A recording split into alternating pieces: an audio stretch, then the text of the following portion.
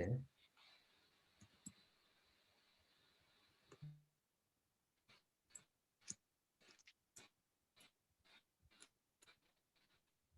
मैंने अभी जो है रिकॉर्डिंग भी स्टार्ट करें। तो अस्सलाम वालेकुम एवरीवन, और बहुत बहुत शुक्रिया कि आप लोग आए हैं आज के इस महारका में। आज हमारे साथ डॉक्टर अहमद महबूब साहब मौजूद हैं। और जैसा आपको थोड़ा सा एक बैकग्राउंड दे देते हैं जो लोग आज नया आए हैं इस प्रोग्राम में, तो हम चित्राल एकेडमिक सर्कल की तरफ से आप सबको खुशामदीद कहते हैं। और हमने ये प्लेटफॉर्म स्टार्ट किया है कि हम किसी न किसी तरह एकेडमिक लेवल पे जो काम होते हैं उनसे थोड़ी सी आशनाई हो हमें, और उनके बारे में पढ़ें, उनके बारे में जानें। और जिस तरह आज डॉक्टर साहब आए हैं, इस तरह हमारे पास जो है दूसरे स्पीकर्स आते रहे हैं। आज तक हमारे पास अक्सर चित्राल से ही लोग आते थे, और आज पहली दफ़ा हमारे गेस्ट स्पीकर जो हैं वो अहमद महबूब साहब हैं। तो हम आपको सर बहुत खुशामदीद कहते हैं इस महफिल में। शुक्रिया। और महरका जो है ये एक लिटरल और हिस्टोरिकल टर्म है चित्राल के कॉन्टेक्स्ट में, जो गुफ्तगू जो हम कहते हैं उर्दू में, उसके लिए एक सिनोनिम है तकरीबन, जिसमें आप जो है एक इंटेलेक्चुअल इंटरचेंज की एक बात होती है। तो हम उस ट्रेडिशन को जारी रखना चाहते हैं वर्चुअल मीन्स को इस्तेमाल करके, क्योंकि हमारी दुनिया से आजकल जो है गुफ्तगू का जो एक फ़न है वो भी ख़त्म होता जा रहा है। तो इस सिलसिले में आज जितने भी लोग आए हैं आप सबका बहुत शुक्रिया। डॉक्टर साहब का प्रोफाइल भी मैंने वैसे शेयर किया था, और वैसे भी आप सब लोग जो यहाँ मौजूद हैं, मुझे लगता है आप अगर आप लिंग्विस्टिक से एफिलिएटेड है तो आपको किसी तारुफ की ज़रूरत तो वैसे नहीं पड़ेगी। तो डॉक्टर साहब आजकल यूनिवर्सिटी ऑफ सिडनी में होते हैं, और आपने जो है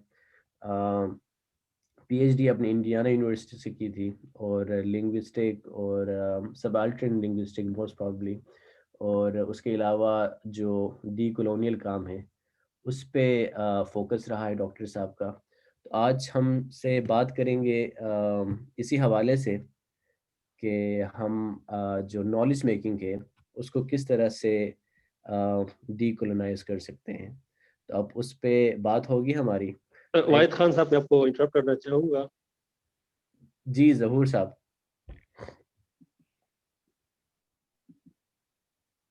हमारे डॉक्टर अमर महबूब साहब को मैं चित्राल एकेडमिक सर्कल की तरफ से मैं खुशामदीद कहने के साथ साथ ये बात भी सामीन के गोशगुजार करना जरूरी समझता हूँ कि सर बड़े अच्छे शायर भी हैं, apart from being renowned linguist. तो मैं चाहूँगा कि in order to energize the session में मैं उस सर का जो एक पोइट्री का एक जो पीस है उसी को मैं रिसाइट करूँगा, और उसी से मैं चाहता हूँ कि हम ये सेशन।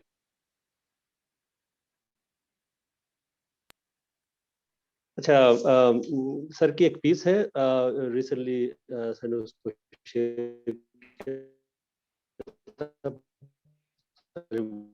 उसमें और सोशल मीडिया के ऊपर, and I just how we can cherish the treasure of the present moment. इस हवाले से इस तरह से कि the winds of love know no time, the winds of love know no time, they blow forever in your presence, live the love that now brings। तो मेरे ख्याल से इस पीस के साथ मैं रिक्वेस्ट करूंगा हमारे डॉक्टर साहब को अपना सेशन स्टार्ट कर लें। डॉक्टर साहब।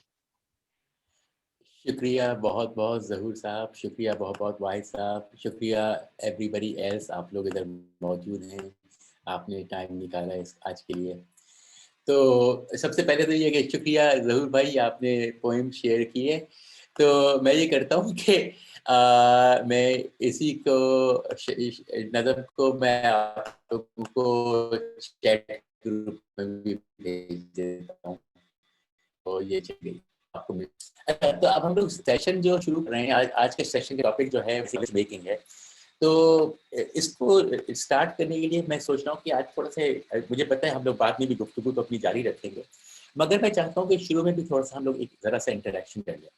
और कुछ सवालात हैं मैं आपसे पूछूंगा, और इसके जवाब में आप चाहिए तो चैट बॉक्स इस्तेमाल कर लीजिए, और जवाब में यस लिख दीजिएगा या नो लिख दीजिएगा।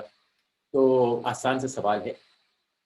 अगर पहला सवाल ये है मेरा आपसे कि अगर हम देखें कि हमारी ज़िंदगी में जब से हमने अपना होश संभाला है, तो उस वक़्त से लेकर अगर हम आज तक की दुनिया पे गौर करें, तो क्या हमको ये लगेगा कि दुनिया बेहतर हो रही है, हालात बेहतर हो रहे हैं?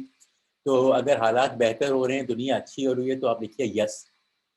अम, और अगर आपके ख़्याल से दुनिया जो है, जो पहले थी उससे भी अब अच्छी नहीं, अब मसले बढ़ते चले जा रहे हैं, जो पहले मसले थे अब और संगीन हो गए हैं, अब नए मसले निकलते चले जा रहे हैं, तो फिर आप लोग लिखिए नो, यानी कि दुनिया बेहतर नहीं हो रही है। तो इस पे या तो यस या नो, दुनिया अच्छी हो रही है, बेहतर होई चली जा रही है, हमारी ज़िंदगी अच्छी हो रही है, लोगों की ज़िंदगियाँ आसान हो रही हैं। अ, अ, हर जगह अमन व अमान है, लोग खुद कफ़ील हैं, लोगों के पास रहने-सहने का, जगह रहने का, अमन व अमान का सब कुछ हवाले हैं, या फिर लोगों को मुश्किल हो रही है, बढ़ रही है? Yes and no, partial, yes. अच्छा, तो आप लोग मेरे से बड़े सारे लोग तो बहुत ऑप्टिमिस्ट हैं कि दुनिया बेहतर हो रही है, ये तो बड़ी अच्छी बात है। अ अ, ये बड़ी अच्छी बात है, हमको लगता है कि दुनिया अच्छी हो रही है, ये दुनिया अच्छी हो रही है, आप लोगों में से बहुत सारे ये लोग ये कह रहे हैं, always an optimist. 80% yes, 20% no. अच्छा, तो ये इसकी कुछ वजूहत क्या हैं? किस वजह से अच्छी हो रही है दुनिया? आपके ख़्याल से क्या अच्छाई हो रही है दुनिया में? यानी कि अगर आप देखते हैं कि आपके चारों तरफ एनवायरनमेंट जो है, हवा जो है, साफ़ है कि गंदी है? अगर आप देखते हैं कि आप अगर ये देखते हैं कि हवा जो है, दरिया का पानी जो है, आज साफ़ है कि आज से साफ़ था 50 साल पहले? आप मुझे अगर ये बताते हैं कि आप आज दरिया में जाके दरिया का पानी, चश्मे का दरिया से पानी पी सकते हैं, कोई फ़िक्र नहीं है, कोई बीमारी नहीं होगी। या फिर बहुत सारे दरिया अब गंदे हो गए। आप ये कह सकते हैं कि हमारे यहाँ जो है, लोगों के पास अब पैसे ज़्यादा हैं, खुशहाली ज़्यादा है, लोग आम तौर के आम आदमी जो है उसके पास कोई फ़िक्र की चीज़ें कम हो रही हैं, उसके पास आराम से गुज़ारने के लिए है, उसको अपने बच्चों की ज़्यादा फ़िक्र नहीं है कि उसके बच्चे का फ्यूचर क्या होगा, क्योंकि उनके बच्चों का फ्यूचर ज़्यादा स्ट्रॉन्ग है और स्टेबल है। क्या हमको ये नज़र आता है? क्या हमको ये नज़र आता है कि हमारे यहाँ जो तफ़रक़ेबाज़ी पे लोग आपस में लड़ते थे, वो झगड़ते थे, चाहे वो मज़हब में के नाम पे हो, चाहे मज़हब के मुख़्तलिफ़ हिस्सों को बाँट दिया जाए, चाहे वो लसानियात ज़बान पे हो, चाहे वो इलाक़ाई हो, जो हमारे यहाँ लड़ाइयाँ थी, वो कम हो रही हैं कि बढ़ रही हैं? कि हमारे यहाँ महँगाई कम हो रही है कि बढ़ रही है?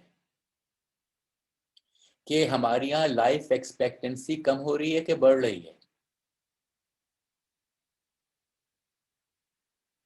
अगर हम इन चीज़ों को देखें, अगर हम ये देखें कि हमारे आस-पास माहौल में जितनी पहले इस आज से 50 साल पहले, 100 साल पहले जो हमारे माहौल में चिड़िया थी, परिंदे थे, बेल-बूटियाँ थीं, मुख्तलिफ़ के तरह के जानवर थे जंगलों में, वो अब बताइए कि किस तादाद में है? उनकी तादाद, उनकी नफ़री बढ़ रही है, स्टेबल है कि कम हुई है?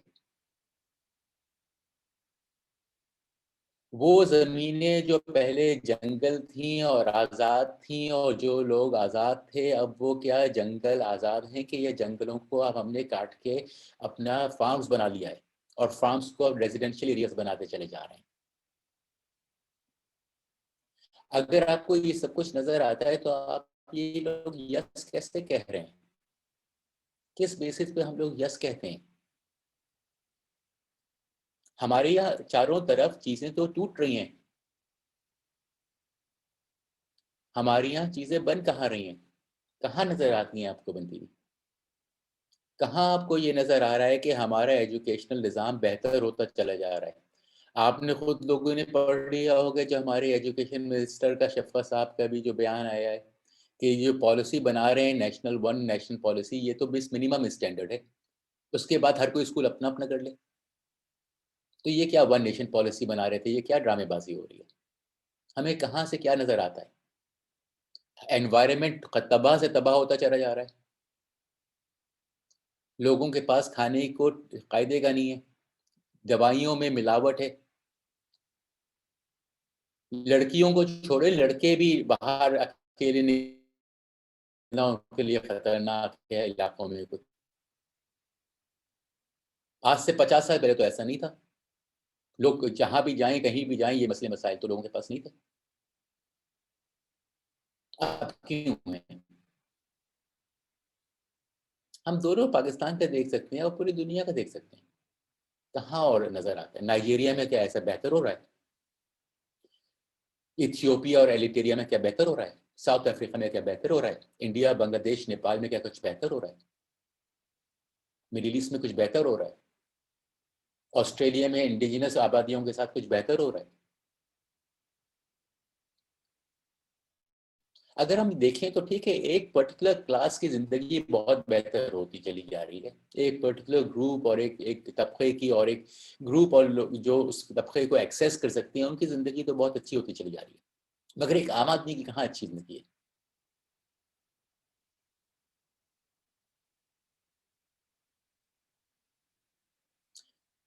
हाँ ठीक है, बिल्कुल बुरा से आपने कहा कि 50-60 साल पहले लोगों के पास मसला हो रहा था गंदम का, बिल्कुल होगा।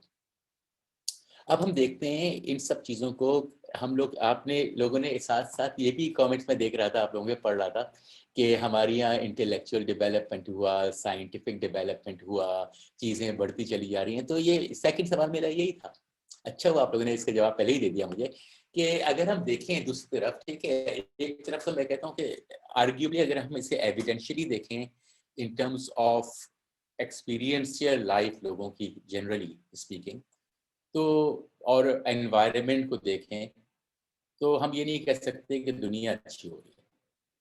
दुनिया में मुश्किलें बढ़ रही हैं, बीमारियां बढ़ रही हैं।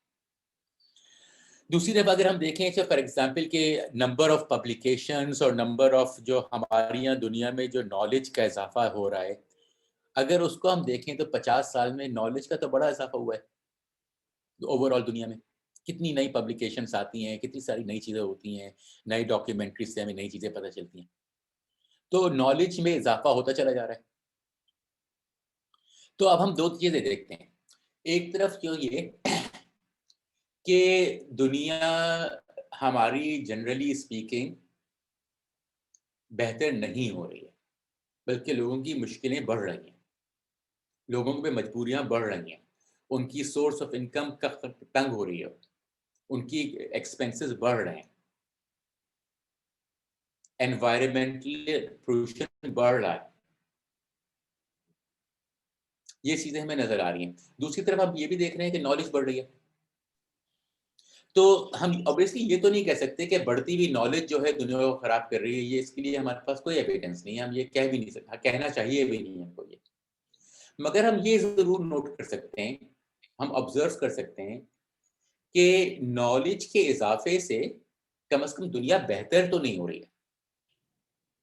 ठीक है, हम ये नहीं कह सकते खराब हो रही है, मगर ये भी नहीं कह सकते बेहतर हो रही है। अगर आप लिटरेसी रेट देखें तो लिटरेसी रेट बढ़ रहे हैं, अगर आप एजुकेशनल अचीवमेंट के रेट देखें वो बढ़ रहे हैं, अगर आप नंबर ऑफ पब्लिकेशंस देखें वो बढ़ रही हैं, मगर साथ साथ एनवायरमेंटल पोल्यूशन भी बढ़ रहा है। ठीक है, कॉज एंड इफेक्ट नहीं है इनमें रिलेशनशिप, ये नहीं कि एक चीज दूसरी चीज करती है, ये हम नहीं कह रहे और ये कहना भी नहीं चाहिए हमको, हमारे पास कोई एविडेंस नहीं है इसका।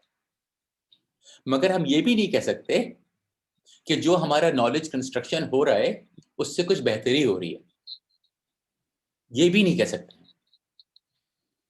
यहां पे मुश्किल आती है कि जब हम ये नहीं कह सकते कि हमारी दुनिया बेहतर हो रही है और हमारे काम से जो हम मेहनत कर रहे हैं, हम लोग एजुकेशन में मुख्तलिफ एजुकेशन के जो जाविया हैं, डिमेंशंस हैं, उनमें काम कर रहे हैं, मेहनत कर रहे हैं। ये नहीं कि कोई पाकिस्तान में काम कम करता हो, बल्कि मैं तो अक्सर लोगों से ये कहता हूँ कि पाकिस्तान में मेरे जो कॉलीग्स हैं, मेरे जो स्टूडेंट्स हैं, मुझे 100% गारंटी के साथ कह सकता हूँ कि वो लोग ज़्यादा वक्त लगाते हैं काम में कंपेयर टू मेरे कॉलीग्स यहाँ पे, मगर नताइज नहीं मिलते वो। क्यों? आप देखिए, पिछले छोड़िए 50 साल को, पिछले 20 सालों में जब से हमारे यहाँ HEC के सारे चेंजेस आई हैं पाकिस्तान में, कितने नए PhDs आ गए हैं। हजारों की तादाद में हर साल PhDs में इजाफा हो रहा है, डोमेस्टिक इंटरनेशनल हर तरह के। मगर ये बताइए वो कर क्या रहे हैं कि हमारी कम्युनिटीज को कहाँ से बेहतर कर रहे हैं, हम उनके काम से हमें क्या चीज बेहतर होती नजर आ रही है? बल्कि उल्टा हमें तो ये नजर आता है कि वही एकेडमिक्स करप्शन में खुद मुलविस हैं। पब्लिकेशन में पाकिस्तान में करप्शन, एडमिशंस में करप्शन, मार्क्स में करप्शन, PhD में करप्शन, तरह तरह के एक्सप्लॉयटेशन, फाइनेंशियल, सेक्सुअल, हर तरह के एक्सप्लॉयटेशन, ये हमें नजर आता है। ये फैक्ट है, ये ऑब्जर्वेशन है हमारी, हमें नजर आ रहा है कि ये भी हो रहा है। तो ये तो मसले खराब नजर आते हैं ना फिर, कि एक तरफ तो हम कह रहे हैं कि एकेडमिक जो है नॉलेज क्रिएशन से हम नॉलेज जो है वो सब इल्म जो है वो लेकर आएगी, रोशनी लोगों को आगाह करेगी, मगर अगर आप ऑब्जर्व करें तो उल्टा हो रहा है हमारे मुल्क में। सिर्फ हमारे मुल्क में नहीं, ये दुनिया जहां में ये हो रहा है, उल्टा हो रहा है। तब जब ये उल्टा हो रहा है तो इसको उल्टे को कम से कम सीधा नहीं कर सकते, तो कम से कम इसको रोकना की तो जरूरत है ना हमको, कि आगे नहीं बढ़े। ये जो डैमेज हो गया है वो तो हो गया है, आगे डैमेज जो हो रहा है उसको तो स्लो कर सकते हैं, रोकने से पहले तो स्लो करें, फिर रोकें, उसके बाद रिवर्सल की बात आती है। अभी तो हम स्लो भी नहीं कर रहे, डैमेज को रोकने की बात तो दूर की है। कैसे करें हम स्लो, जब हमारे खुद के सारे स्ट्रक्चर्स, सारे एजुकेशनल स्ट्रक्चर्स, हमारी यूनिवर्सिटी में जो हमें पढ़ाया जाता है, जो हम सीखते हैं, जो हमें स्कूलों में पढ़ाया जाता है, ये सारी चीजें जो हैं वो डेवलप करने वाले, उनकी थ्योरेटिकल फाउंडेशंस डेवलप करने वाले, उनकी पर्पस को उसको आइडेंटिफाई करने वाले, उनके उसको प्रमोट और मार्केट करने वाले वो लोग थे जिन्होंने हमारे कौमों पे 300 साल डायरेक्ट हुकूमत की। ये वो लोग थे। हमारे यहाँ तो कोई मदरसा एजुकेशन नहीं थी, मदरसे भी नहीं थे। कहाँ थे मदरसे? कोई मदारिस नहीं थे, कहीं नहीं होते थे। मदारिस तो एक स्कूल का फॉर्म आया। मदारिस तो जब आएंगे जब आपके पास लिटरेसी होगी। लिटरेसी थी नहीं, लिटरेसी थी नहीं हमारे यहाँ। जब लिटरेसी नहीं है तो फिर कहाँ से मदारिस, कहाँ से स्कूल, कहाँ से ऐसी फॉर्मल एजुकेशन? ये तो हमको बेवकूफ बनाया। हमारी लिटरेसी में एजुकेशन कहाँ से आती है, कहाँ से इसके ओरिजिन हैं? 19th century, early 20th century British colonization के दौरान, फिलीपींस में स्पेनिश कॉलोनाइजेशन के दौरान, ब्राजील में पोर्चुगीज कॉलोनाइजेशन के दौरान। यही है ना हिस्ट्री एजुकेशन की, ये उन्हें हमारी एजुकेशन सिस्टम एस्टेब्लिश किए है ना। यूनिवर्सिटीज के जो हम मिरर करते हैं, कहाँ से डिसिप्लिन मिरर करते हैं? क्यों फैकल्टीज हमारी यहाँ आर्ट्स की हैं और साइंस की हैं और इंजीनियरिंग की हैं और मेडिसिन की हैं? क्योंकि दोनों की यूनिवर्सिटीज में ये फैकल्टीज हैं। हमारे यहाँ क्यों ये डिपार्टमेंट्स हैं, सोशियोलॉजी और एंथ्रोपोलॉजी और लिंग्विस्टिक्स और साइकोलॉजी और सोशल वर्क, ये क्यों है? क्योंकि उनकी यूनिवर्सिटीज में। हम तो कॉपी कैट हैं, और वो भी अच्छी किस्म के नहीं। हम समझते ही नहीं है कि हमारे साथ हो क्या रहा है, हम कॉपी क्या कर रहे हैं। हम कॉपी वो चीजें कर रहे हैं जो गोरों ने अपने आप को ताकतवर बनाने के लिए डेवलप की थी। वो चीजें जो उन्होंने इन्वेंट की थी अपने आप को एस्टेब्लिश करने के लिए, अपने रूल को एस्टेब्लिश करने के लिए, उन चीजों को हम ब्लाइंडली फॉलो कर रहे हैं। तो फिर उसके बाद हम कहते हैं कि हमें इंडिपेंडेंस होना चाहिए, हमारी इकोनॉमिक इंडिपेंडेंस हो चाहिए, हमारी कल्चरल इंडिपेंडेंस हो चाहिए। कहां से हो सकती है भाई, जब हमारी नॉलेज मेकिंग खुद ही उनके ऊपर बेस्ड है? तो सबसे पहले तो हमको ये समझने की जरूरत है कि ये नॉलेज होती क्या चीज है। बनाने की तो बात में छोड़ें, बनाते कैसे नॉलेज, ये तो छोड़ दें बात की बात। पहले तो ये कि नॉलेज होती क्या है। हम लोग एक गेम खेलते हैं, ठीक है। ऑब्वियसली हम लोग क्योंकि अलग अलग जगहों पे बैठे हुए हैं तो हम लोग साथ नहीं खेल सकते ये गेम, मगर ये अब ये कि ख्वाब में भी खेलते हैं, ख्याल ही खेलते हैं, ठीक है, ख्याल में खेलते हैं गेम। रेडी खेलने के लिए? जी सोचिए सर। आप कि आपने एक बड़ी सी बाल्टी उठाई, बड़ी सी बाल्टी अपने, उसके बाद आपने कहा किसी से भी, तो लोगों से खुद ही, बल्कि खुद ही किया, किसी से कह दिया कि जाकर 50-100 ऑब्जेक्ट जो है ना, जो भी घर में तुम्हें मुख्तलिफ ऑब्जेक्ट, एक जैसा नहीं, मुख्तलिफ ऑब्जेक्ट, जो भी चीजें मिले घर के अंदर मुख्तलिफ, उनको लेकर इकट्ठी बाल्टी के अंदर डाल दो। डाल दिया आपने, आपने बाल्टी भर ली, एक बाल्टी भर ली 50-100 चीजों से, हो गई, भर गई, ठीक है। अब ये करिए कि उस बाल्टी को मिक्स कीजिए और चादर जमीन के ऊपर बिछा के उसको फैला दिए, सामान को फैला दिया, ठीक है। अब ये करिए कि मैं ये कहता हूं कि आप इनको सामान जो आप इसको आप ये करिए कि इसकी डिफरेंट कैटेगरीज बना दिए, इनको अलग अलग कर दीजिए, एक गड्डी इधर कर दिए, उधर कर दिए, जैसे भी करना है करिए, आपकी मर्जी, आप किस तरह करते हैं, कोई इसमें सही जवाब नहीं है, कोई गलत जवाब नहीं है, कर लें। अच्छा, आप कहते हैं अच्छा चलो भाई मैं कर लेता हूँ, आपने कर लिया, आपने कुछ शेप के लिहाज से किया, कुछ कलर के लिहाज से किया, कोई साइज के लिहाज से किया, कोई उसकी फंक्शन के हिसाब से किया, जो भी आपका दिल चाह रहा था आपने कर लिया। उसके बाद आप उठ के गए जरा कमरे से बाहर, मैंने क्या किया, मैं बड़ा शरारती आदमी हूँ, मैंने चादर मिला दी। आप आया, क्या कह रहे हैं, क्या हुआ? मैंने कुछ नहीं यार, वो मैंने मिक्स कर दिया, आप दोबारा करते हैं, दोबारा सॉर्ट करते हैं। अब ये बताइए आप, जब आप दोबारा उसी चीजों को सॉर्ट करेंगे तो आपकी सॉर्टिंग की एग्जैक्टली आइडेंटिकल होगी या थोड़ी बहुत मुख्तलिफ होगी? किसी चीज को इधर से उधर डाल देंगे,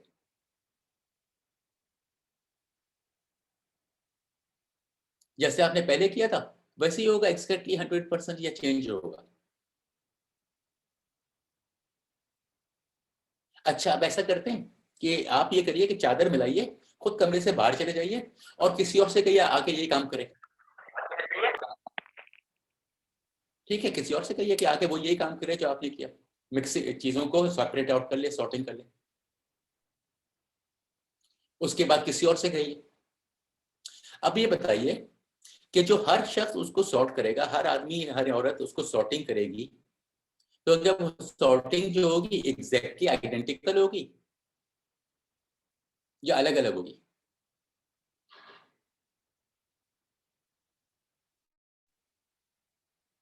बिल्कुल अलग अलग होगी, बिल्कुल अलग होगी, है ना, बिल्कुल आप लोग सही कह रहे हैं। अब देखिए, ये तो हमने 50-100 चीजें डाली बाल्टी के अंदर, दुनिया तो 50-100 चीजों से नहीं बनी ना, दुनिया तो बहुत लाखों और करोड़ों चीजें, कितनी है पता नहीं, कितनी कितनी चीजें हम गिन भी नहीं सकते सही से, है ना। अब उनकी भी तो सॉर्टिंग होती होगी ना, उनकी जो सॉर्टिंग है वही से ही होगी जैसे बाल्टी की। आपको जब आपका जो बैकग्राउंड है, जो आपका इंटरेस्ट है, जो आपका गोल है, जो मकसद है, उसके बेसिस पे आप करेंगे अपनी सॉर्टिंग। अगर आपके को ग्रुप के साथ मिलकर करना होगा, ग्रुप मिलकर सॉर्टिंग कर लेगा, एक मकसद के लिए करेंगे। कि आपकी सॉर्टिंग क्या होगी? वो होगी जो आपकी जरूरियात पे बेस्ड होगी और जो आपके माहौल के बेस्ड पे होगी, है ना। ये नॉलेज है सॉर्टिंग, कैटेगराइजेशन, क्लासिफिकेशन। क्लासिफिकेशन और कैटेगराइजेशन नॉलेज का फाउंडेशन है, फाउंडेशन, नॉलेज का फाउंडेशन, क्लासिफिकेशन और कैटेगराइजेशन, यानी कि सॉर्टिंग, चीजों को अलग अलग करना, उनको अलग अलग गड्डियों में डालना और उनकी गड्डियों को नाम दे देना, और गड्डी के नाम देकर बता देना इस गड्डी का ये मकसद है और इस गड्डी की ये बात है और इस गड्डी की ये बात है। ये जो है ये नॉलेज क्रिएशन है। अब आप देख लें खुद, हर कम्युनिटी, हर इंसान, हर कम्युनिटी अपने लिहाज से नॉलेज बनाती है, ये इंसान की कुदरती एबिलिटी है। हम नॉलेज पे डिपेंडेंट नहीं है,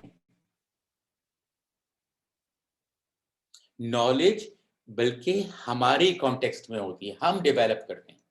नॉलेज एग्जिस्ट करती है, उसको हम एग्जिस्ट बनाते हैं एग्जिस्टेंस में। क्या नॉलेज बनाते हैं, क्यों बनाते हैं, वो हमारी डिपेंडेंस पे होती है, हमारी मतलब होते हैं, हमारी नीड्स होती हैं, हमारी कैटेगरीज होती हैं, हमारे मकसद की कैटेगरीज होती हैं। हाँ, और एक ही चीज को हम 50 तरह से कैटेगराइज कर सकते हैं, क्यों नहीं कर सकते? कर सकते हैं। हर कैटेगराइजेशन का एक और मकसद होता है, यही नॉलेज होती है, और यही फाउंडेशन से होते हैं नॉलेज के, और कुछ नहीं है नॉलेज। सॉर्टिंग, कैटेगराइजेशन, क्लासिफिकेशन, अपनी क्लासिफिकेशन अपने मकसद के लिए। गोरों ने तो बड़े डेफिनेशंस दिए हमको, डिफरेंट सॉर्टिंग करके दी हमको। उन्होंने लिंग्विस्टिक्स बना दी, उन्होंने हमें सोशियोलॉजी बना दी, उन्होंने हमें एंथ्रोपोलॉजी बना दी, उन्होंने हमें कल्चरल स्टडीज बना दिए, है ना। यही है ना हमारे पास मुख्तलिफ डिसिप्लिन। ये हमारे लिटरेचर बना दिया, रिलीजियस स्टडीज बना दी, साइकोलॉजी बना दी, ये सारे हमारे डिसिप्लिन बना दिए ना। हमारे पास तो आए ना, उनके पास डिसिप्लिन। ये कैटेगरीज है ना, डिसिप्लिन तो कैटेगरी है ना। ये कैटेगरीज हमने उनसे ली ना। और ये किसकी कैटेगरी ली हमने? नॉलेज की कैटेगरी। के नॉलेज लैंग्वेज की, नॉलेज कल्चर की, नॉलेज एंथ्रोपोलॉजी से, नॉलेज सोशियोलॉजी से, नॉलेज रिलीजन की, नॉलेज मीडिया, नॉलेज ये, नॉलेज वो। हमने नॉलेज को डिफरेंट क्लासिफिकेशन, कैटेगराइजेशन करके डिफरेंट तरह से बांट दिया। यही किया ना, यही है ना फैकल्टीज।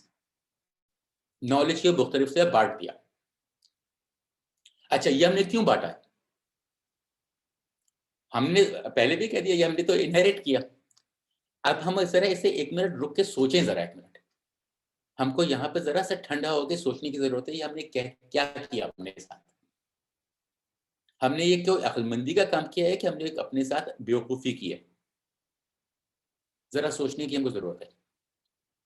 अब जरा देखें, वाहिद साहब इंसान एक हैं, इनकी हिस्ट्री एक है, इनका जहन एक है, इनके रहने सहने का तरीका एक है, इनके ख्यालात एक जैसे हैं। इनका ये एक वाहिद साहब हैं जिनकी जबान है, जिनकी बोली है, जो हैं वाहिद साहब हैं ये। ऐसा नहीं है कि वाहिद साहब की सोशियोलॉजी और उनकी लिंग्विस्टिक्स अलग अलग चीजें हों, नहीं, ये सब एक है, एक आदमी के अंदर की बात है। आप कैसे बांट सकते हैं?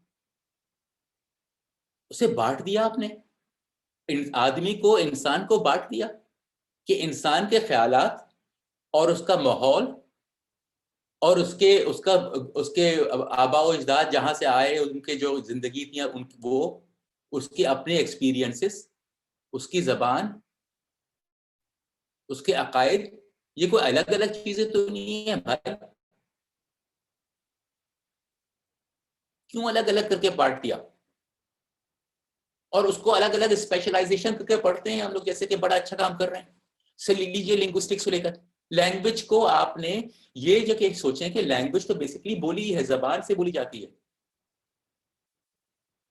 जब हम बोली को लिख दें तो वो नजरों से होती है, आंखों से, और जो चीज आंखों से होती है वो बोली नहीं है, वो तो लिखाई है, वो तो इमेज है, वो तो विजुअल है।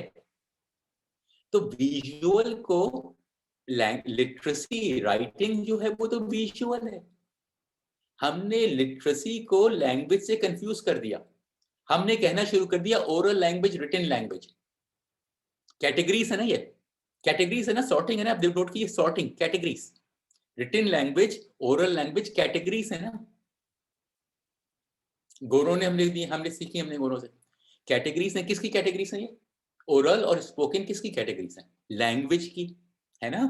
तो यानी कि लैंग्वेज एक चीज है और उसकी 2 कैटेगरीज हैं, स्पोकन और रिटन। ये हमको अंग्रेज सिखाते हैं, है ना, और ये हम सीखते चले आए हैं, और हम कहते हैं हाँ स्पोकन और रिटन यही है। ये इन्होंने हमको उल्लू बनाया और हम उल्लू बने। जरा गौर से देखें, कुछ सोचें। बोली सिर्फ कानों से और जबान से होती है, आंखों से बोली नहीं होती है। आपकी आंखें नई भी हो,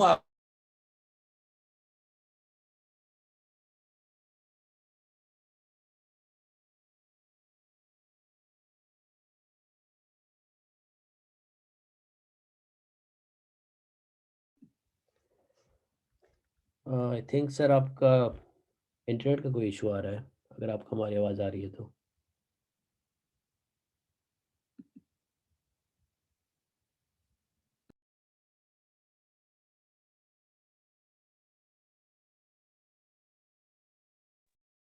सॉरी, आप लोगों को वापस आ गया मैं? जी, जी, जी, अब दोबारा आपकी आवाज़ आ रही है, बिल्कुल। हाँ, सॉरी, मैं कहाँ रुका था जहाँ पे कट गया होगा फोन? हाँ, हम बात कर रहे थे कि जो बोली है वो ज़बाँ और उसकी बात हो रही है, कान की। अब आप देखिए, जो आदमी, जो शख्स जो है, एक शख्स की अगर आंखें नहीं हो तो वो, उसकी आंखें ना भी हो तो भी वो सुन सकते हैं और बोल सकते हैं अगर उनके पास है। और एक आदमी, अगर कोई शख्स जो है वो गूंगा है, बहरा है, और मगर आंखें दुरुस्त हैं, तो वो पढ़ सकते हैं। बेशक वो बोल नहीं सकते हो और सुन नहीं सकते हो, पढ़ सकते हैं। क्यों? क्योंकि लिखाई आंखों से होती है। ये एक डिफरेंट सेंसरी सिस्टम। आंखों से हम हर चीज देखते हैं। आर्ट वर्क भी आंखों से देखते हैं, बाकी चीजें दुनिया की भी हम आंखों से देखते हैं, सब कुछ आंखों से देखते हैं। और आंखों ही से हम लोग लिखाई भी देखते हैं। लिखने, पढ़ना जो है एक नजर का एक जाविया है, और कुछ नहीं है। जबान यानी कि बोली है। देखिए हमारी अपनी, अब जब हमने अपनी बोली में बात करना शुरू की, इसको नाम हम नहीं देते, मैं नाम देना पसंद नहीं करता। पर उस वो एक और क्योंकि देखिए, नाम देना कैटेगराइज करना है। नाम देना कैटेगराइज करना, और कैटेगराइजेशन एक निहायत वायलेंट एक्ट है, वायलेंट। क्यों? क्योंकि वो एक नई शनाख्त क्रिएट करता है, और उस शनाख्त की बेसिस पे लड़ा सकता है। अब आप ये देखें, गोरों ने हमारे साथ किया किया। उनकी जैसे जैसे नॉलेज बढ़ती गई, उन्होंने हमें कैटेगरीज डालते गए, कैटेगरीज डालते गए, कैटेगरीज डालते गए, और हर कैटेगरी को मल्टीप्लाई करते गए, और हर कैटेगरी की आइडेंटिटी बनाते गए, और हर आइडेंटिटी की मार्केटिंग करते गए। चीजें भी खरीद बेची उससे, खरीदते भी हम, शॉपिंग भी करते हैं मार्केट आइडेंटिटी पे, और बढ़ते भी हैं। और ये कॉन्फ्लिक्ट जो है, ये हमको डुबोता है। क्योंकि डिवाइड एंड रूल जो है, वो एक सिर्फ पॉलिटिकल स्ट्रेटजी नहीं है। Divide and rule politically strategy embedded है एजुकेशन और नॉलेज क्रिएशन के अंदर। वो कैसे? कैटेगराइजेशन से। आप इनकी कैटेगराइजेशंस देखिए, और इनकी कैटेगराइजेशंस और क्लासिफिकेशंस पे गौर कीजिए, तो फिर आपको अंदाजा होना शुरू होगा कि इनकी क्लासिफिकेशंस और कैटेगराइजेशन कितनी झूठी है। वो कैसे झूठी क्यों है? क्योंकि वो ऑब्जर्वेशन पे बेस्ड नहीं है। हमारा मुशाहिदा उनको सपोर्ट नहीं कर सकता। आपको मैं एग्जांपल देता हूँ। ये एक कैटेगरी बनाते हैं जिसको हमने अपनी यूनिवर्सिटीज में भी पढ़ाते हैं, और हर कोई समझता है। एक कैटेगरी बनाते हैं बायोलॉजी, है ना, डिसिप्लिन बनाते हैं बायोलॉजी का। बायोलॉजी क्या है? स्टडी ऑफ लाइफ, यही है ना। अब ये बताइए कि लाइफ क्या है? What is life? अब आप लोग इसे गूगल कीजिएगा, तो आपको ये अंदाजा होगा कि गूगल जब करेंगे तो लाइफ की वो तो या तो कैरेक्टरिस्टिक्स बताएंगे, फीचर्स, कि रिप्रोडक्शन होता है और रेस्पिरेशन होता है, ये कैरेक्टरिस्टिक्स, फीचर्स। मगर लाइफ खुद क्या है, ये डिफाइन नहीं करते, बल्कि इसकी डेफिनेशन है ही नहीं इनके पास। नहीं है डेफिनेशन लाइफ की। जब लाइफ की डेफिनेशन ही नहीं है तो पढ़ते क्या है भाई? ये तो आपको भी पता है ना, हमसे कहा जाता है, हम सबको से ही सिखाया जाता है कि कुछ आपको पढ़ना हो उससे पहले पहले से मालूम करो, डिफाइन तो कर लो उस टर्म को। बिल्कुल समझ में आती है ना बात, कि अगर मैं आपसे कहूँ भाई, ये गाड़ी चलाना है, गाड़ी है ये चलाना है, और आप मुझसे कहो गाड़ी क्या होती है, यानी कि आपके तस्वुर में गाड़ी है ही नहीं, या आपके तस्वुर में गाड़ी है ही नहीं, तो आप गाड़ी कैसे चला सकते हैं? हमारे साथ भी कुछ इसी तरह के ड्रामेबाजी है। चीजें एग्जिस्ट नहीं करती हैं, वो एग्जिस्ट करा दी हैं। कहाँ कराई है, कैसे कराई है? गेम से। लैंग्वेज और लिटरेसी, आप खुद नोट कर लिए, लैंग्वेज और लिटरेसी की कैटेगरीज अलग हैं, मगर इनको ये हमारे लिए कंफ्यूजन पे जोड़ देते हैं। ये चालाकी है सारी। ये इससे इससे लोगों को ये कंट्रोल करते हैं, क्योंकि ये मैनेज करते हैं कि आपके पास क्या इंफॉर्मेशन आती है क्या नहीं आती। अब इससे कैसे कैसे कंट्रोल करते हैं, इसकी मैं आपको जब एग्जांपल्स देना शुरू करूंगा तो आप लोग परेशान होंगे, कहेंगे ये क्या अहमद भाई कैसी कैसी बातें कर रहे हैं। मगर मैं आपको कुछ एग्जांपल्स देता हूँ। कुरान में एक सूरत है जिसका तर्जुमा हम सबको याद होगा, असर के वक्त कसम इंसान नुकसान में है सिवाय उनके जो, आप मुकम्मल कीजिए इसको।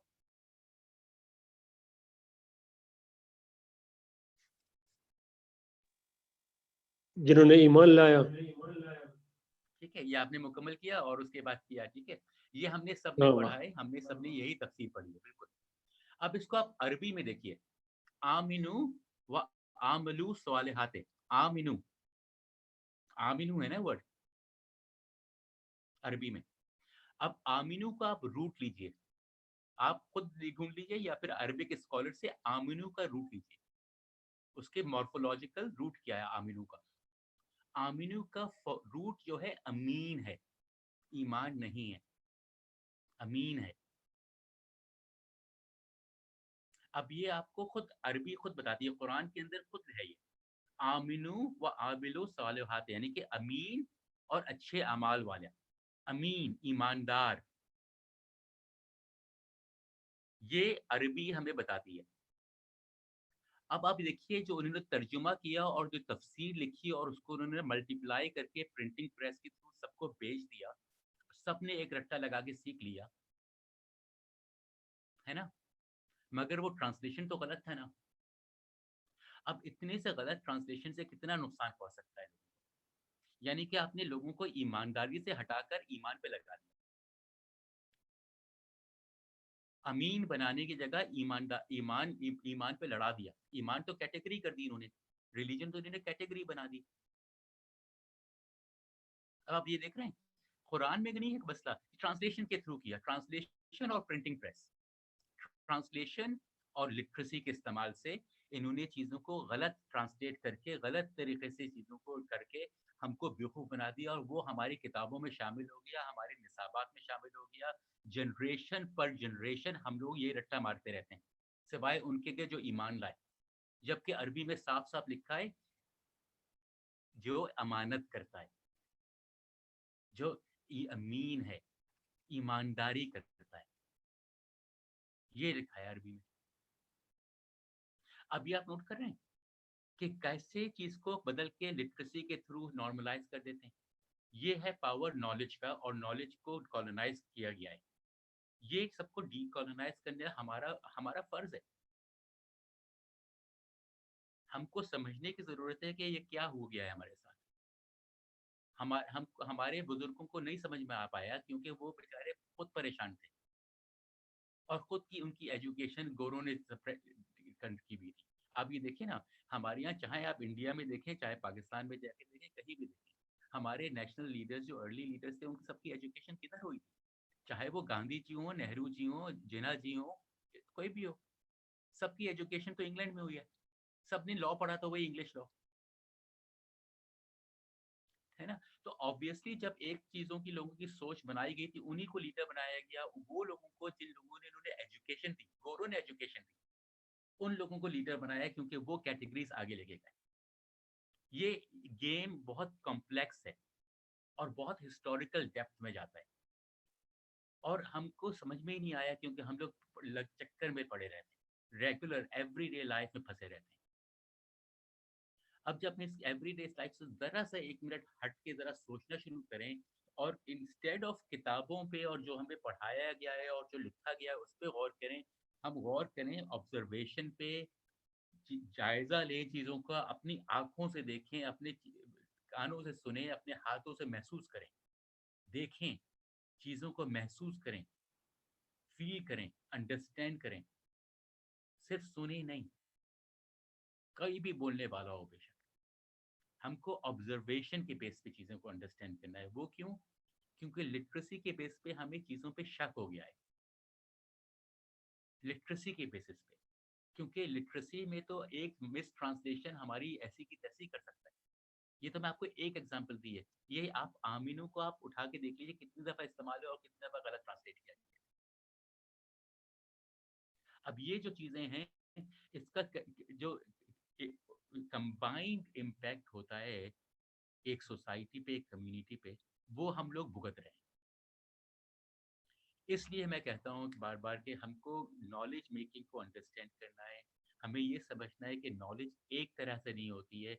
नॉलेज को हज़ार तरीके से कर सकते हैं। डिफरेंट मकासद के लिए डिफरेंट चीज़ तरह से नॉलेज बनाई जाती है और डिफरेंट एब्स्ट्रैक्शंस पे बनाई जाती है।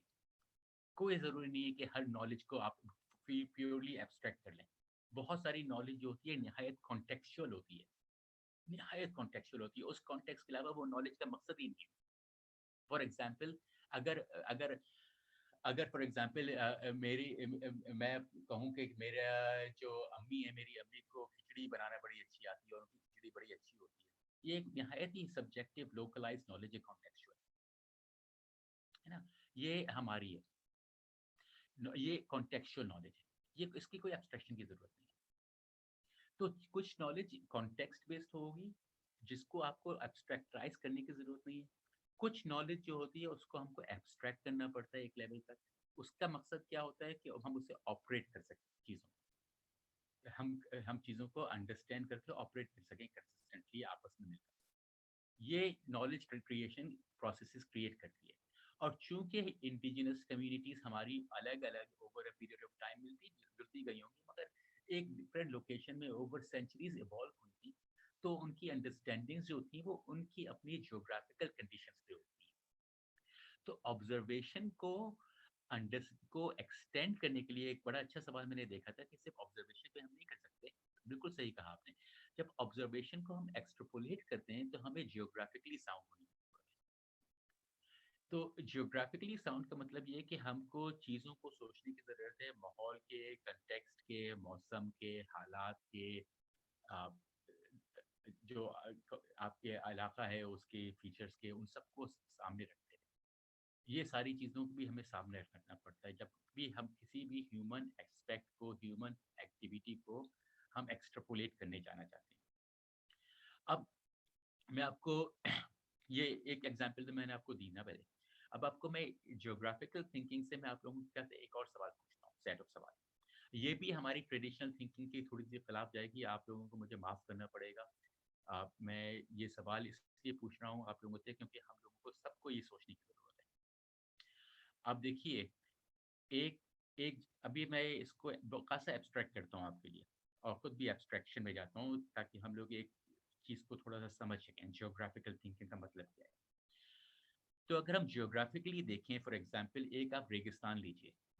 रेगिस्तान की जियोग्राफी जो होती है, या तो उसमें रेती टीले होते हैं, ठीक है, कहीं कहीं पानी होता है, कहीं कहीं पहाड़ भी होते हैं, मगर जनरली रेगिस्तान में गर्मी बहुत होती है और पानी की ओवरऑल कमी होती है, किल्लत होती है। ठीक है, ये एक रेगिस्तान का मौसम होता है और ये एक पैटर्न पे चलता है। ठीक है, मौसम हमेशा पैटर्न पे चलता है और मौसम का पैटर्न जो है वो सूरज से होता है। ठीक है, सोलर होता है कि सर्दियाँ, गर्मियाँ, इसी सारी ये सोलर होती हैं। हम ये भी देखते हैं, साथ साथ ऑब्जर्वेशनली देख सकते हैं कि दुनिया में जितनी भी जिंदा चीज़ें हैं, चाहे हम लाइफ को अच्छी तरह डिफाइन ना भी कर पाएँ, तो भी जो भी हम जिस तरह भी डिफाइन करते हैं लाइफ को, तो जिंदा जो भी चीज़ें नज़र आती हैं, उनका हमको जोड़ नज़र आता है मौसम से, कि कब पत्ते नए निकलते हैं, कब कौन-सा फूल आता है, कब कहाँ फल आते हैं, कब जो है हाइबरनेशन में जानवर जाते हैं। ये सारी चीज़ें जो हैं, इनका जोड़ मौसम से है। ठीक है? और मौसम का रिलेशनशिप है।